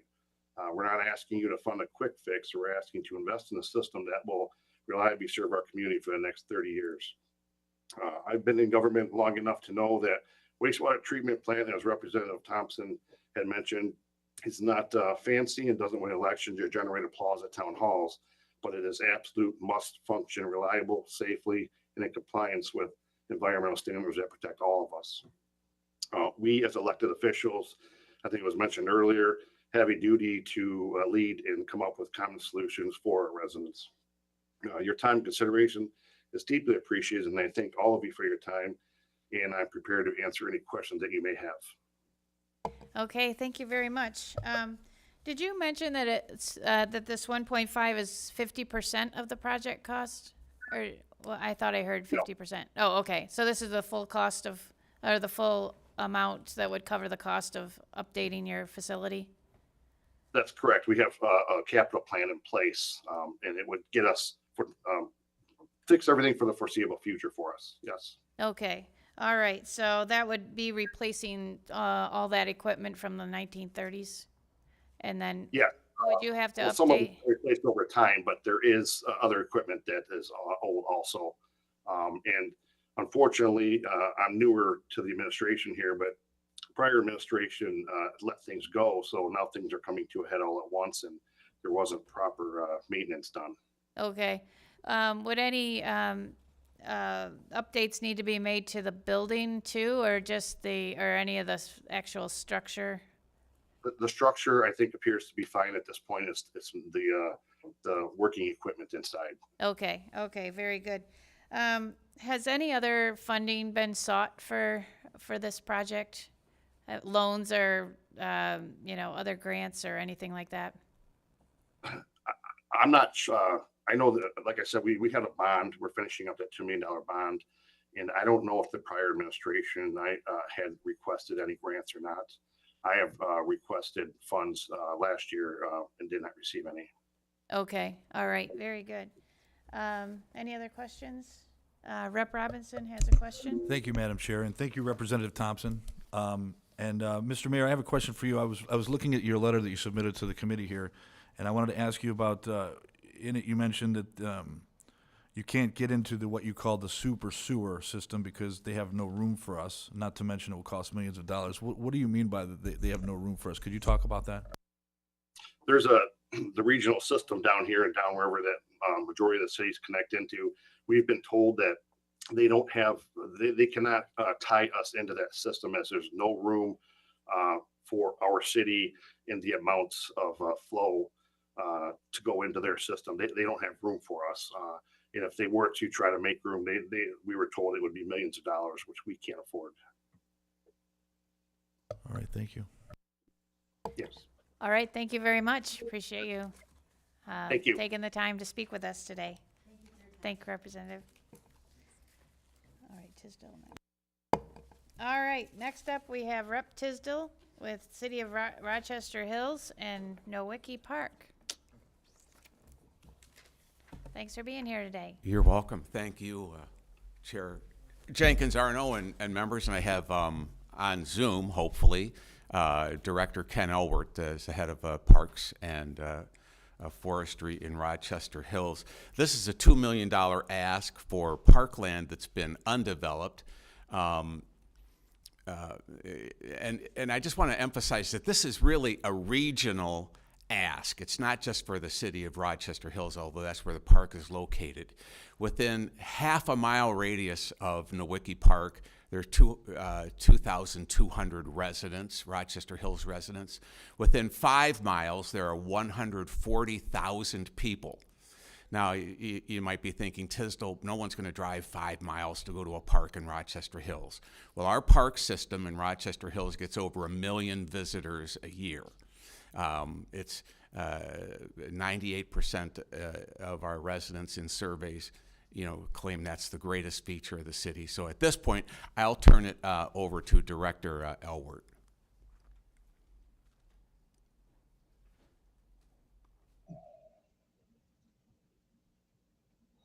Good morning, everyone. Good morning. Morning, Madam Chair and committee members. Thanks for allowing me the time and consideration for this project. I'd also like to thank Representative Tisdale for putting this project forward for consideration. And As he had mentioned, the project before you today is a request for the road infrastructure improvements necessary to build this 35-acre park, as well as support for a building of a 2,000 square foot community room attached to an already planned park office and restrooms. The community room will serve a variety of partners, though, on top of the normal recreation programs and events. It will provide summer space to the Rochester Avon Recreation Authority, which serves multiple communities adjacent to Rochester Hills, and it provides summer space for all summer long, basically, for rah-rah summer camps where demand is bursting for summer childcare. But just as importantly, the community room will also serve as an early voting location for all elections through a partnership with the city clerk's office. We have few interior buildings or indoor buildings that we can use for this purpose.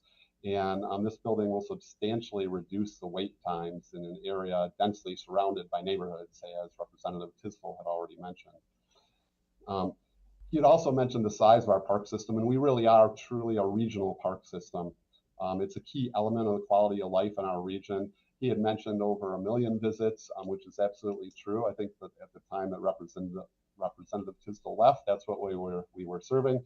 We're now up to 1.7 million visits every year, even though our city has a population of 75,000. We serve residents from Sterling Heights, Troy, Shelby Township, Oakland Township, Auburn Hills, Pontiac, and people come from over 30 minutes away to connect to the things that our park system offers, which is hence the other part of this proposal, which is support for enhancing the road, essentially Adams Road, right next to this park to help accommodate increased traffic. We currently, Rochester Hills has $8.5 million budgeted for this, and we're requesting $2 million in support of the road infrastructure and community room. As you all know, infrastructure is expensive, and I just heard a report today where domestic steel is up 15% or so, and we always seek a variety of partnerships for our facilities when they support really this regional connection. So I vastly appreciate your time, and with that, I will take any questions. And I did mean to say 1.7 million visits. Absolutely. Okay, very good. So just a question on the roads. So are these going to be roads to the park, or are these going to be roads within the park? No, this is for roads adjacent to the park. It's a public road, Adams Road, that will need essentially expansion and bump outs and a hawk signal for pedestrian crossings from there are several large neighborhoods around this area. And so the money we're requesting would support the public roads, not the roads or parking into the parks. Okay. And have you sought other funds for this? We're currently trying to negotiate a partnership that would help with this project. And so we have one other grant that we submitted for another project that we're able to utilize for this as well through the MEDC for a small regional or small parcel we're developing. But those are the only two other than this. Okay. And what do you see as the increase in road traffic on that road with the park being developed? Yeah, we have a road study, and so it's I don't have those exact numbers, but essentially it's not going to be an entire widening of this stretch, which is essentially a two-lane road. But there will be bump outs, and we will have a left turn lane that will have to be put in the middle of it. So it's estimated that those costs are 1.5 to 2 million just on the road expansion side.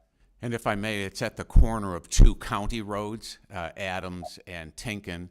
That corner accommodates over 35,000 cars a day now.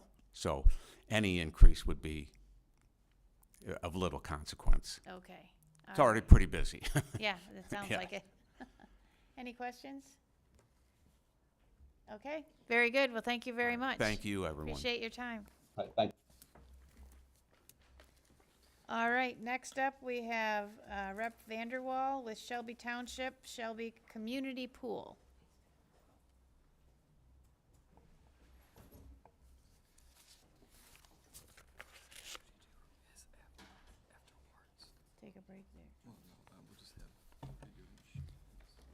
good morning. Well, thank you for the opportunity. Now, and I just want to be clear, was my understanding I had 2 projects. Am I allowed to speak on both of those today or just the one? Okay, can you repeat that? We were talking. Yeah, not a problem.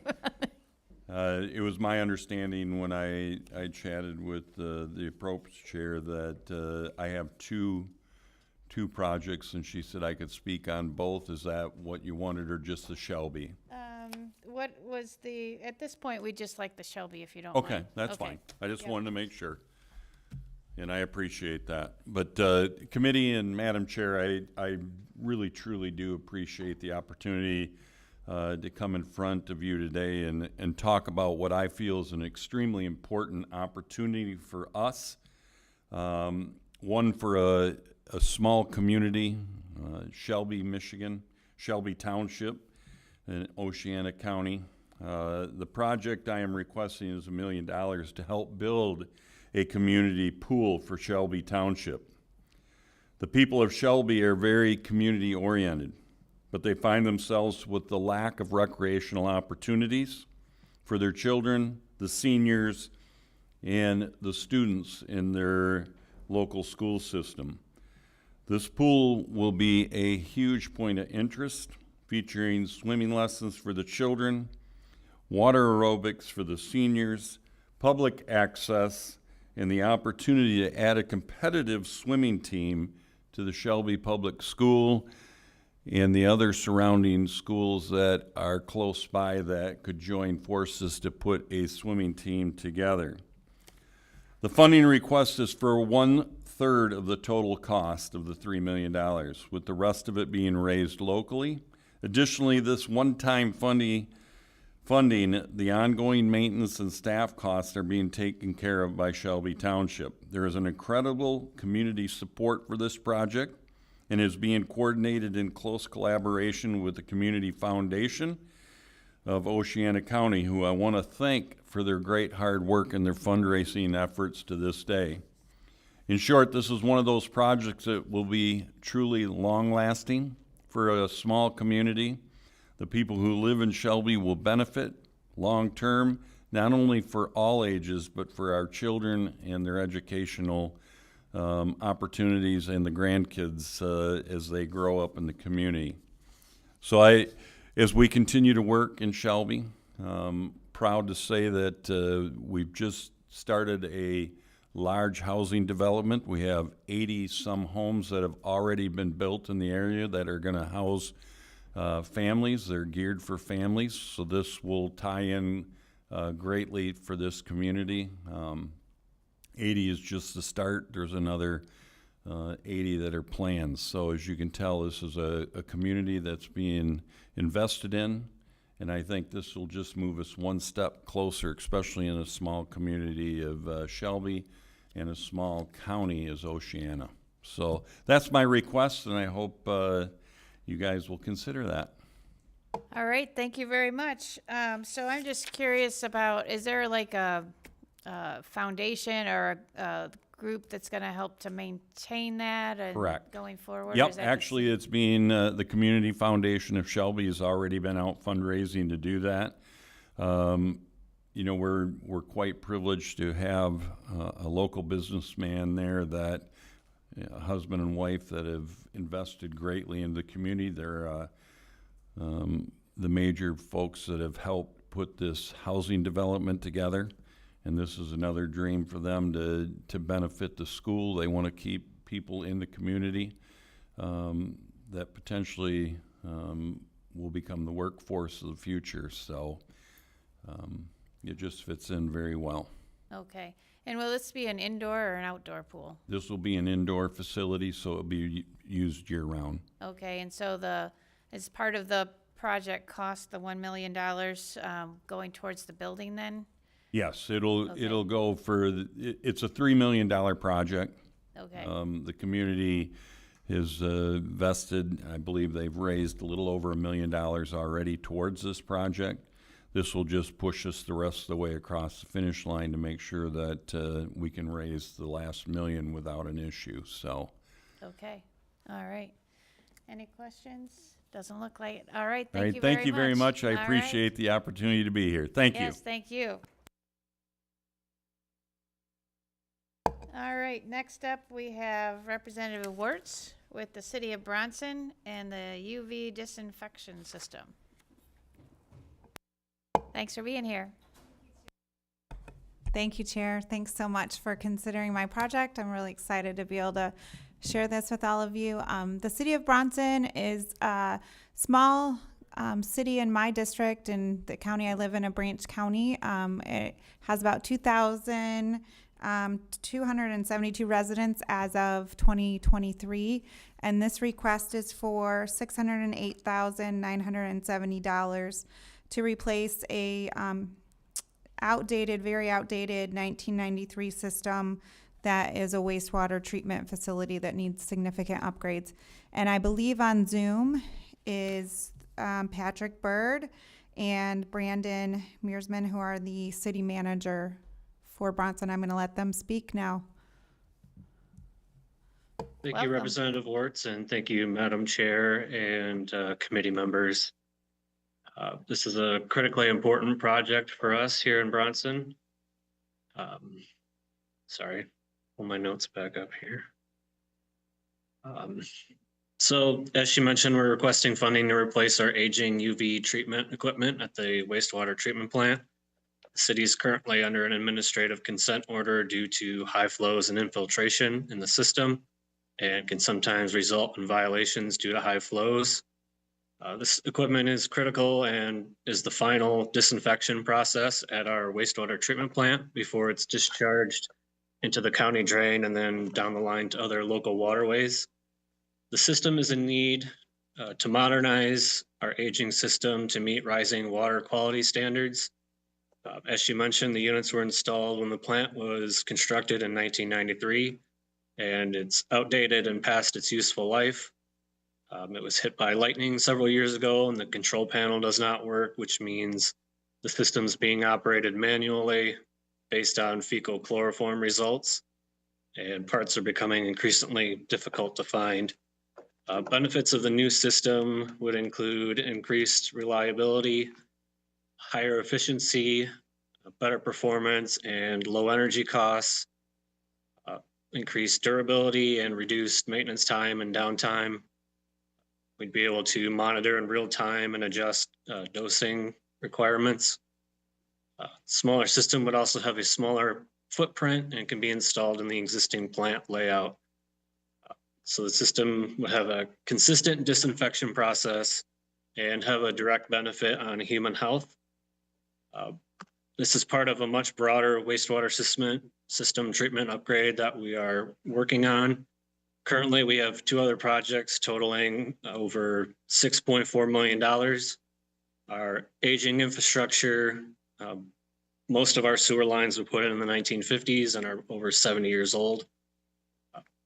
Current project we're working on is just over $3 million for lining and grouting our collection system, and that's all loan. And next year we'll be doing new lift stations at a cost of $3.4 million. So how is this impacting our rates? Our sewer base rates have increased 77% since 2019, just in the last 5 years. We're a small community with very limited resources, a very small customer base. So large projects like this result in larger rate increases among our most vulnerable low-income residents. Our high rates are also putting our community at a disadvantage in recruiting new businesses and retaining existing ones. We're a significantly overburdened community per Eagle guidelines and are a low mod income community. Michigan Rural Water and multiple engineering firms have ID'd this project as an absolute necessity. If this system goes down, we have no redundancy, which would result in violations. A project like this is going to have a really huge impact on our small community, and the need is great. And like I said, our resources are very limited. Thank you very much for your consideration, and happy to answer any questions. Well, thank you very much. First of all, I just want to say I appreciate the efforts of the city to be working on this. You know, you already invested in your project. So, this shows that you're, not just seeking it on, outside, but you're willing to put the effort in yourself. So that means a lot. So I appreciate that. Thank you. This new system, is that like a machine? I don't understand how this disinfection thing works, but is it like a machine or is it like, can you kind of explain what we would be funding with that? What that is exactly? So essentially, before the water leaves our treatment plant, it goes through, it's basically a bunch of UV light bulbs, and it increases the disinfection and helps reduce fecal chloroform and makes our water cleaner as it comes out the end of the pipe. Okay, so it's not, it's almost like equipment. It's not so much like a building or a facility or something like that we're building. It's just specific equipment. Okay. Yes. Is there any administrative costs involved with this project? Would there any of the money that you would get from the state go towards administration, like engineering, or is it just a matter of updating what you've got? And Yes, this would include some engineering as well as the installation of the equipment. okay, and how long would your project take to complete, you think? We put about a 3-month time. So. Yeah, we were thinking it'd probably take about 3 months, starting potentially in April and lasting 3 to 4 months. Okay, all right, very good. Any other questions? All right, well, very good. Well, thank you so much. Appreciate Thank you you. coming. Can I just add one Yeah. thing? I attended the Bronson Polish Festival, which they're famous for, over the weekend, and there was just I've never seen such a local support, I guess, for community and just the need for this community, which is very rural and, as he said, very, they qualify for kind of that low income status and the burden that this places on individuals. Just the need is very great. So thank you for considering it. I appreciate it. All right, thank you very much. Appreciate you coming in. Thank you.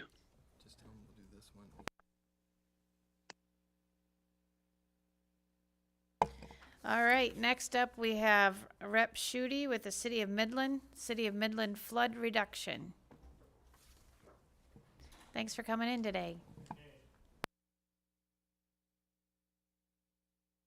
Appreciate you having me, Chair Jenkins. And similar to Chair Vanderwall, I heard earlier from your staff that you wanted me to present on 2 subjects, or do you want me to do this one first and then come back to...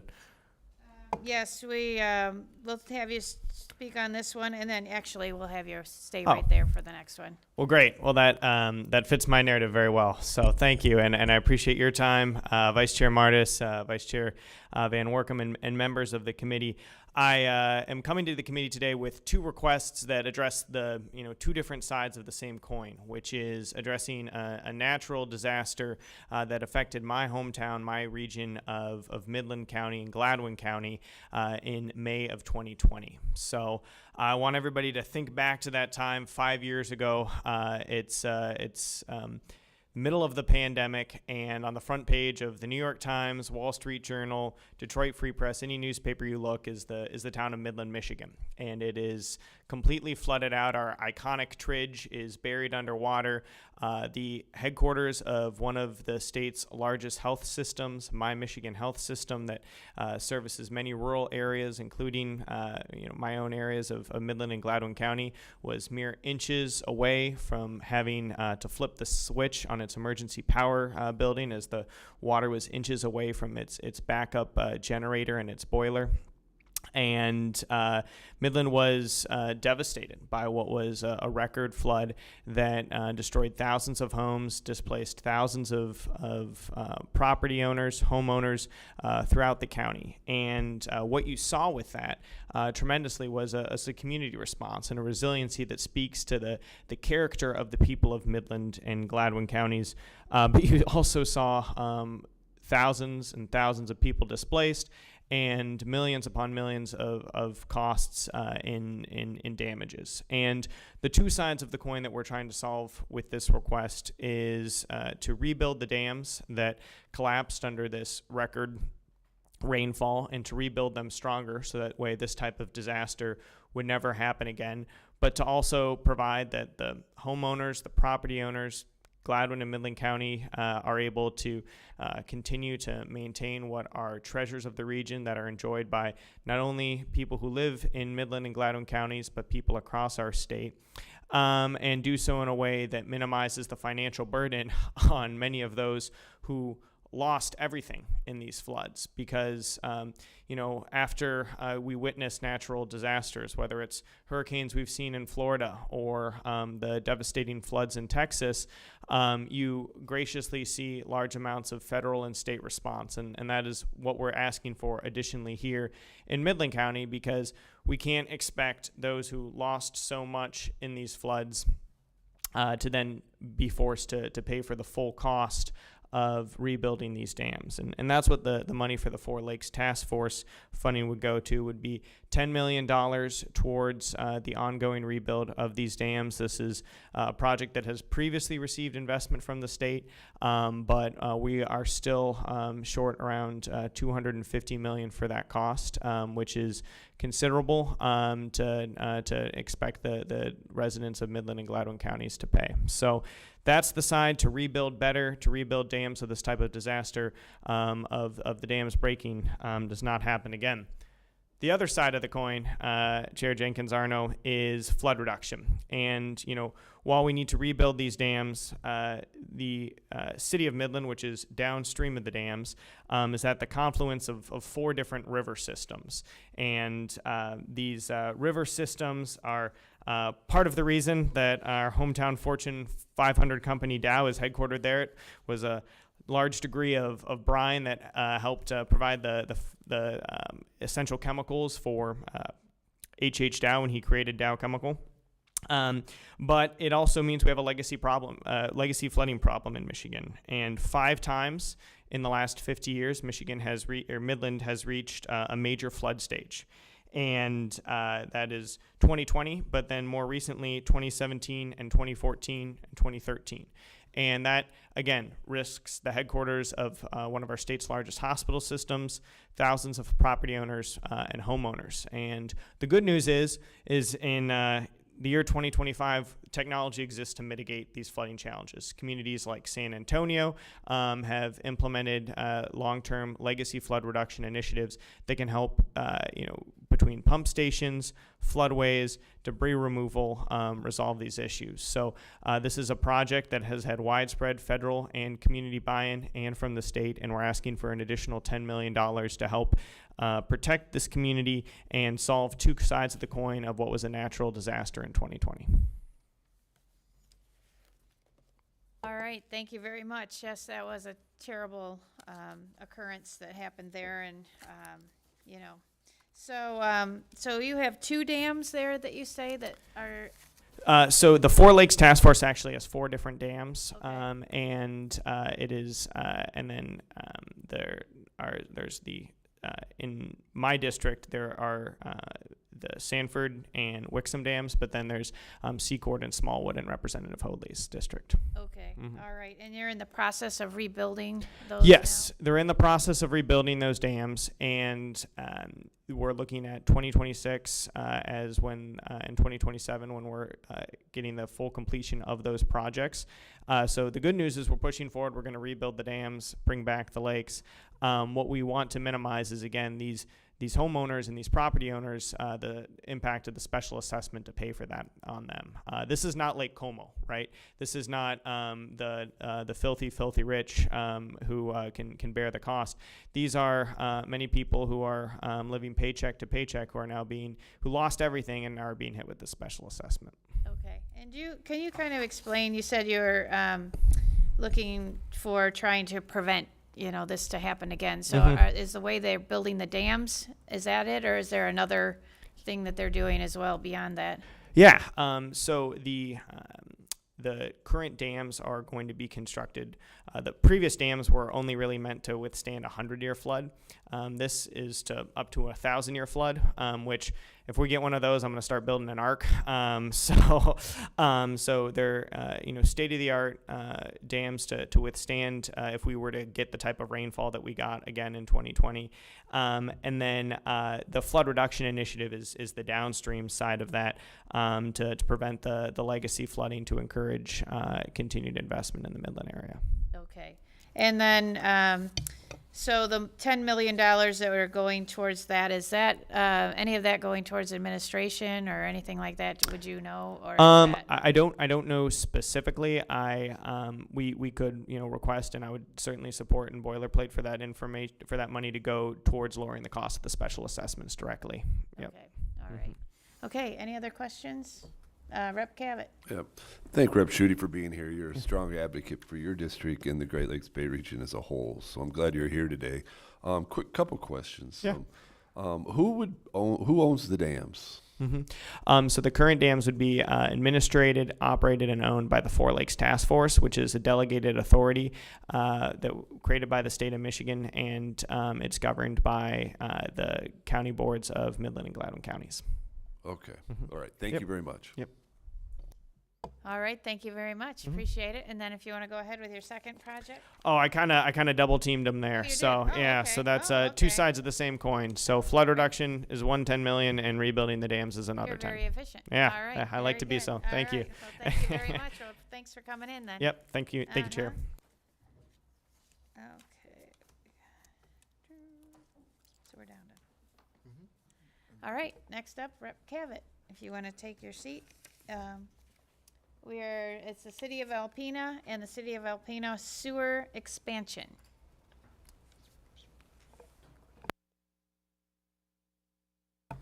Thank you, Chair. Thank you, Committee. I think I'm the one keeping us between here and lunch, so I'll be brief.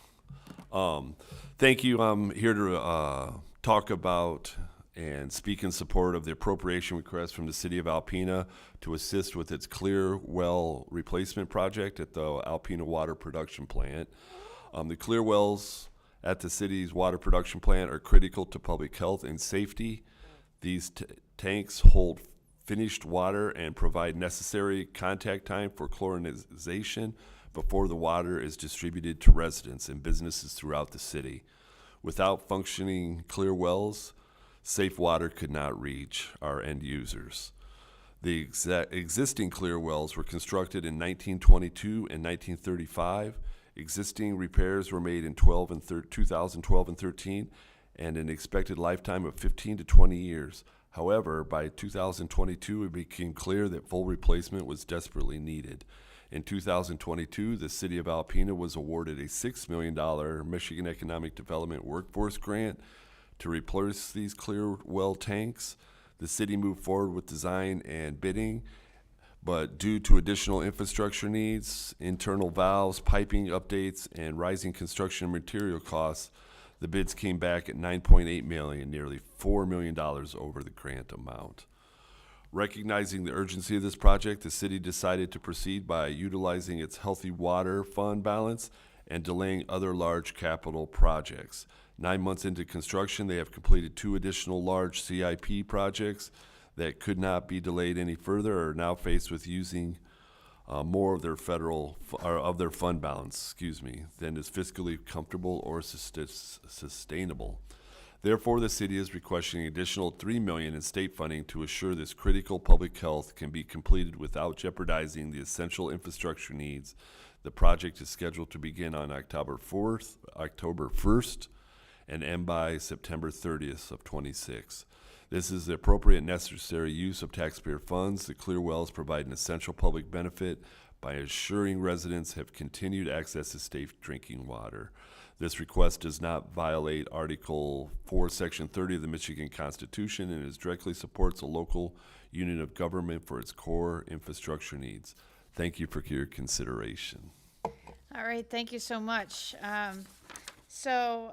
Just curious, you got a workforce grant prior to, and then, when you went out to, you do the bidding and all of that sort of thing, then it was more than what you had anticipated? Correct. So do you think this $3 million is gonna actually be the I believe that's accurate statement, Actually, yes. to They're say sharpening that's their gonna do it. pencils and got their calculators out, and I think we're there. Okay, so they're not gonna be able to come back and say, oops, we we didn't calculate that right. So, okay, very good. So these are for the tanks in the wells, or are they actually building the wells? The tanks they're the wells. Okay. Yep. All right, very good. Is there any administrative cost, do you know, associated No with this? administrative costs. That's already been completed. We just Okay, need all money right, for the very good. complete the plans. Any questions on this? All right, thank you very much. Thank you, everyone.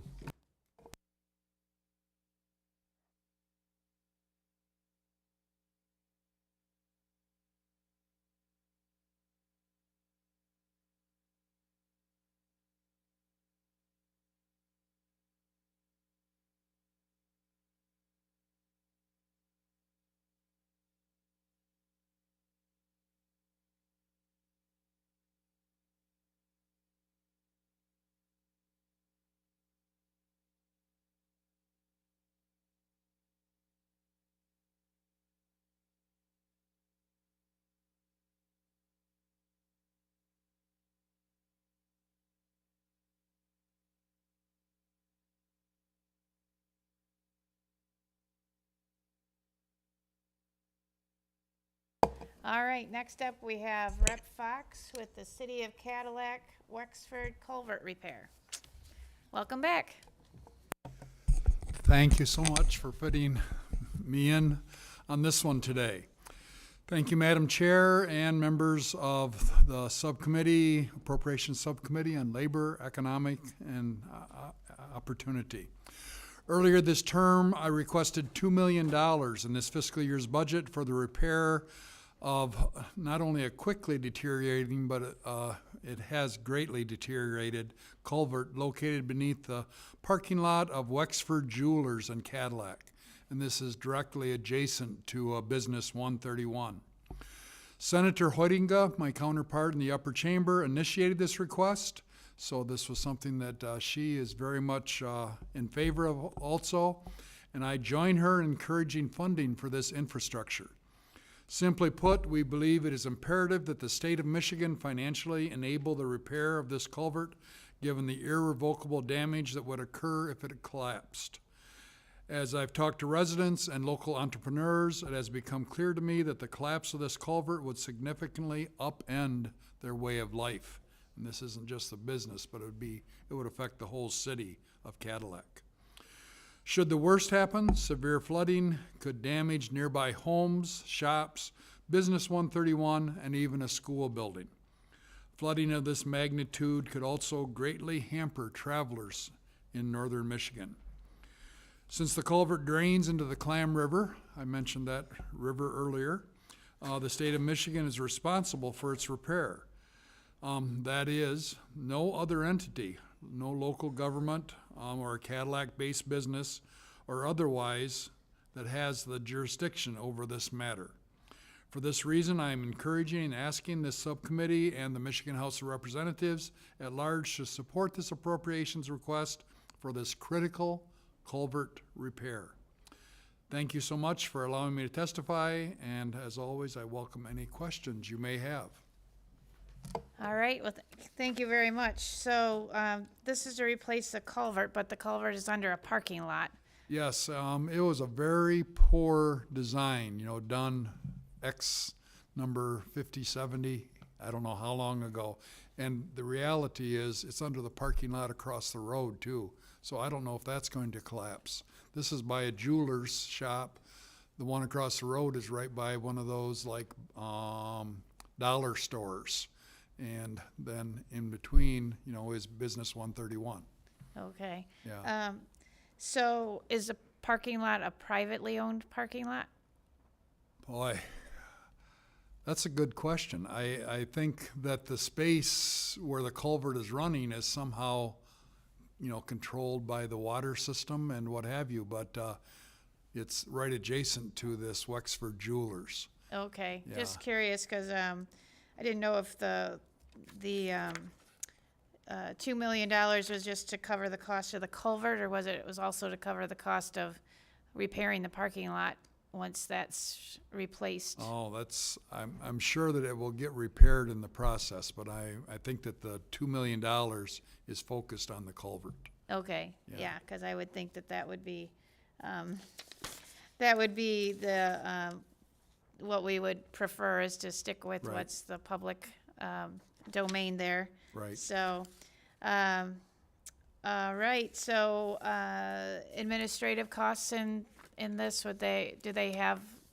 Is there any design or engineering? I have or? not seen that. It is the city of Cadillac that is going to oversee this, is what I've been told, and I cannot respond to that. Okay. Yeah. All right. Well, any other questions? Thank you very much then. Appreciate you you very coming much. in. Yep.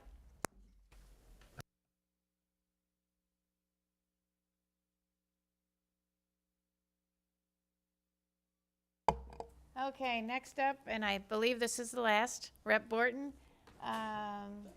Mason Griffith, Founders Chapter of the Trout Unlimited, and Trout Unlimited is that it? Oh. Okay, we'll take that then.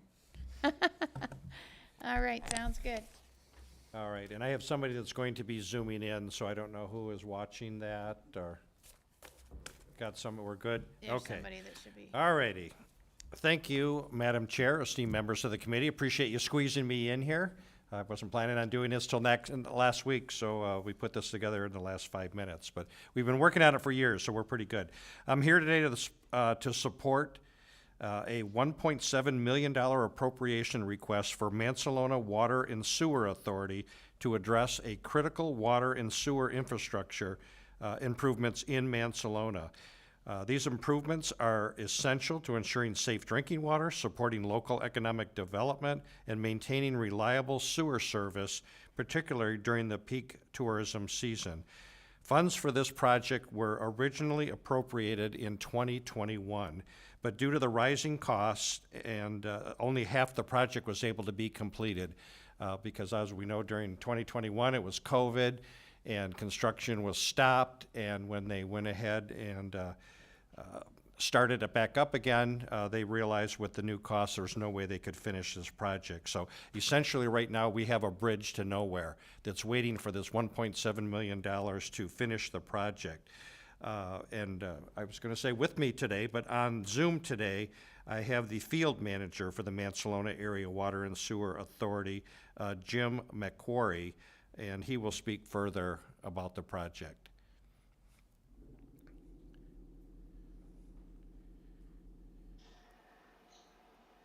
Good morning. Can you hear us? Yes, we can. Perfect. My name is Sue Cooper. I'm also the office manager for the Mansalona Water and Sewer Authority. Jim McQuarrie is here with as well. He can speak to all of the infrastructure and the 20-some plus years of things that happen here at MASA and how that infrastructure impacts us. I would like to start by speaking and just telling you what an impact this will have on our community. We did start that sewer extension project in 2021. It was cut short because cost increased incredibly. We also ran into some more complications finding sections of aged out water main that had been pieced together in the past. We actually had a failure of that water main. The infrastructure in this location is all stuck really tight together. We have our gas and electric, water and sewer all close in one area there that we have to maneuver. And so our engineers quickly found that for future continuation of this project, it would be imperative for us to replace a section of water main that's there. And that actually became more of an urgent situation than the continuing sewer extension because it doesn't supply sufficient need to the businesses there already. It's undersized, aged out, and prone to failure. So we have water main there, we have sewer extension that's needed for some of our primary businesses in the location. Mansalona was in the past a heavily industrial area. It has shifted considerably over the years. We lost 2 of 3 of our largest employers and local supports. The Dura mechanical factory that was here. You may be familiar with, some of you, because of the contamination that's here as a result of previous owners there. But we lost a significant amount of industry here, and there's been a big shift. We are more now of a bedroom type community, supplying housing and support for our neighboring communities that have the need for employers or employees, excuse me. So we are really supplying that to this area and this region in Michigan. And in order to do that well, we need to be able to supply those folks with their basic needs, groceries and gas and whatever local support, car washes and those types of things. So there is a shift in our community, and in trying to meet those needs, as well as being a center for, through traffic that's going north and south, we are a primary corridor between the UP and the lower portion of Michigan. So we have a lot of that through traffic too, and we want to be able to meet the needs that are here at this point. This project would provide those resources, the critical infrastructure of water and sewer, to this primary district that has got all of what is needed for providing both housing and then support to Michigan tourism and just through traffic through the state, because it's US 131 straight north and south here. So we feel like this is going to have a big impact not only on our community but also for the surrounding communities who need workers, and also for Michigan tourism. We just hope you'll consider our request. Okay, thank you so much. Appreciate you coming on by way of Zoom. So I see as far as the information you provided earlier, Rep. Important, that this is looks like there's 3 projects here. So, that is correct. Yeah. So is there a priority at all to, like, if you were to get a partial fund from the state, is there a priority list that you would have? Which project would you fund first and second and third? Yes, our the sewer extension that we've requested is really what our community wants and needs to supply a resource that's not here at all in an area that needs it, and for future development. So that is the primary focus of our community developers here. The water is the priority of our engineers, because when they saw what was there, they wanted that to be in place to support that sewer infrastructure and not to have more challenges with it. But the sewer is definitely, the sewer extension itself is the primary focus. We really want to get that finished and have that infrastructure in place. And then the EQ tank that's listed there, that could happen at a later date. But it really provides support for us being able to onboard whomever in the region would want to connect to the sewer at a faster pace than we will be able to if we have the sewer main installed and then have a number of people who are ready to come on board. We'll have to do a lot more feasibility studies and those types of things to make sure that our existing plant can handle the demand that they would place on it. Whereas if that EQ tank is on board, we're able to just really be open to the community and growth at a faster pace. Okay, thank you. And I was just curious about the project was started in 2021. Has any of the work done then? Do you have to update any of that was done then, or is that you can just kind of start from that point and move forward? We would start from the ending point of that. It just did not extend as far as we had hoped. Our contractors were really great at working with us to just shorten that up and make sure we fit within our budget, and get at least a good chunk of it, and as much of it as we could get done with the funds that were available. Yeah, we had to stop quite a bit short of what we were going to do. We were trying to get to a large tract of land just outside the city limits there, which also does not have water either. That's why the water is also very key to that, because we give them sewer, we have to give them water as well. Okay, thank you very much. And have you sought other funds for this project, or is that, obviously you had the 2021 funds, but at this point, have you sought other funds as well? Absolutely. Yes. We really thought that we had a good lead on getting funding through USDA. At one point, that was the most promising. We've looked at state revolving fund loans and a number of other grant opportunities that have come up. We've worked with MEDC to see what's available in different regions. What we ran into with rural development in particular, well, SRF is competitive. We also function a little bit different than many of the local units of government and municipalities. We operate as an authority. We actually serve parts of 3 townships. We serve the village and parts of 3 townships. So we're not tied specifically to any of those units of government and don't have the same access to much of the funding that they have availability of. In working with USDA, one of the things that happened for us was American Waterworks, that type of entity, really encourages that you have 6 months worth of emergency funding for operations and those types of things. So we do our best to make sure we're reliable to our community. You know, we want to make sure that they have the water and that there aren't financial challenges. We serve a poor community, so we do not have a lot of money, but USDA felt that we shouldn't have more than $30,000 to $40,000 for replacement of infrastructure, for like a water main break, that sort of thing, in order to qualify for their loan. Their structure had changed. They had been a good lender for an option for us in the past, but because we had more than $40,000, they didn't feel like we were in a needful situation, even though our residents qualify as whatever the current terminology is for underprivileged, or you know, we have a large portion of that on one end and then a resort on the other end.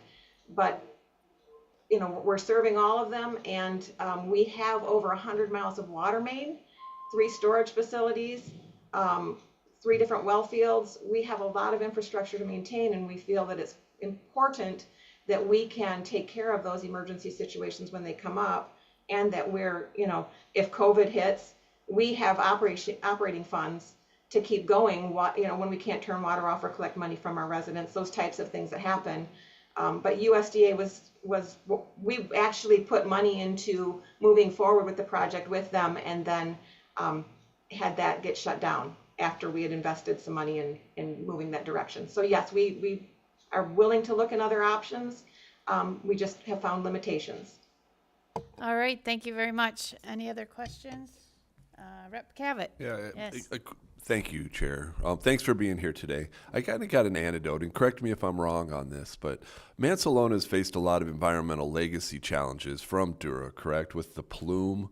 And you have a huge infrastructure. You had to move to an authority. And so you faced a lot of challenges as a community in the past, having to build out all this infrastructure, more so than most smaller communities handle. Is that correct? Yes, that is correct. Yeah, that's what I thought. Okay, thank you. I just wanted to put that on the record. Thank you. All right, well, thank you very much. Appreciate you guys coming in and by Zoom. Thank you, Madam Chair. I appreciate it, and I hope you invite me back next week so we can talk about the Trout Unlimited ask. Okay, all right. All right, very good. Well, before we adjourn, I just have to say happy birthday to Rep. Van Workum. Happy birthday.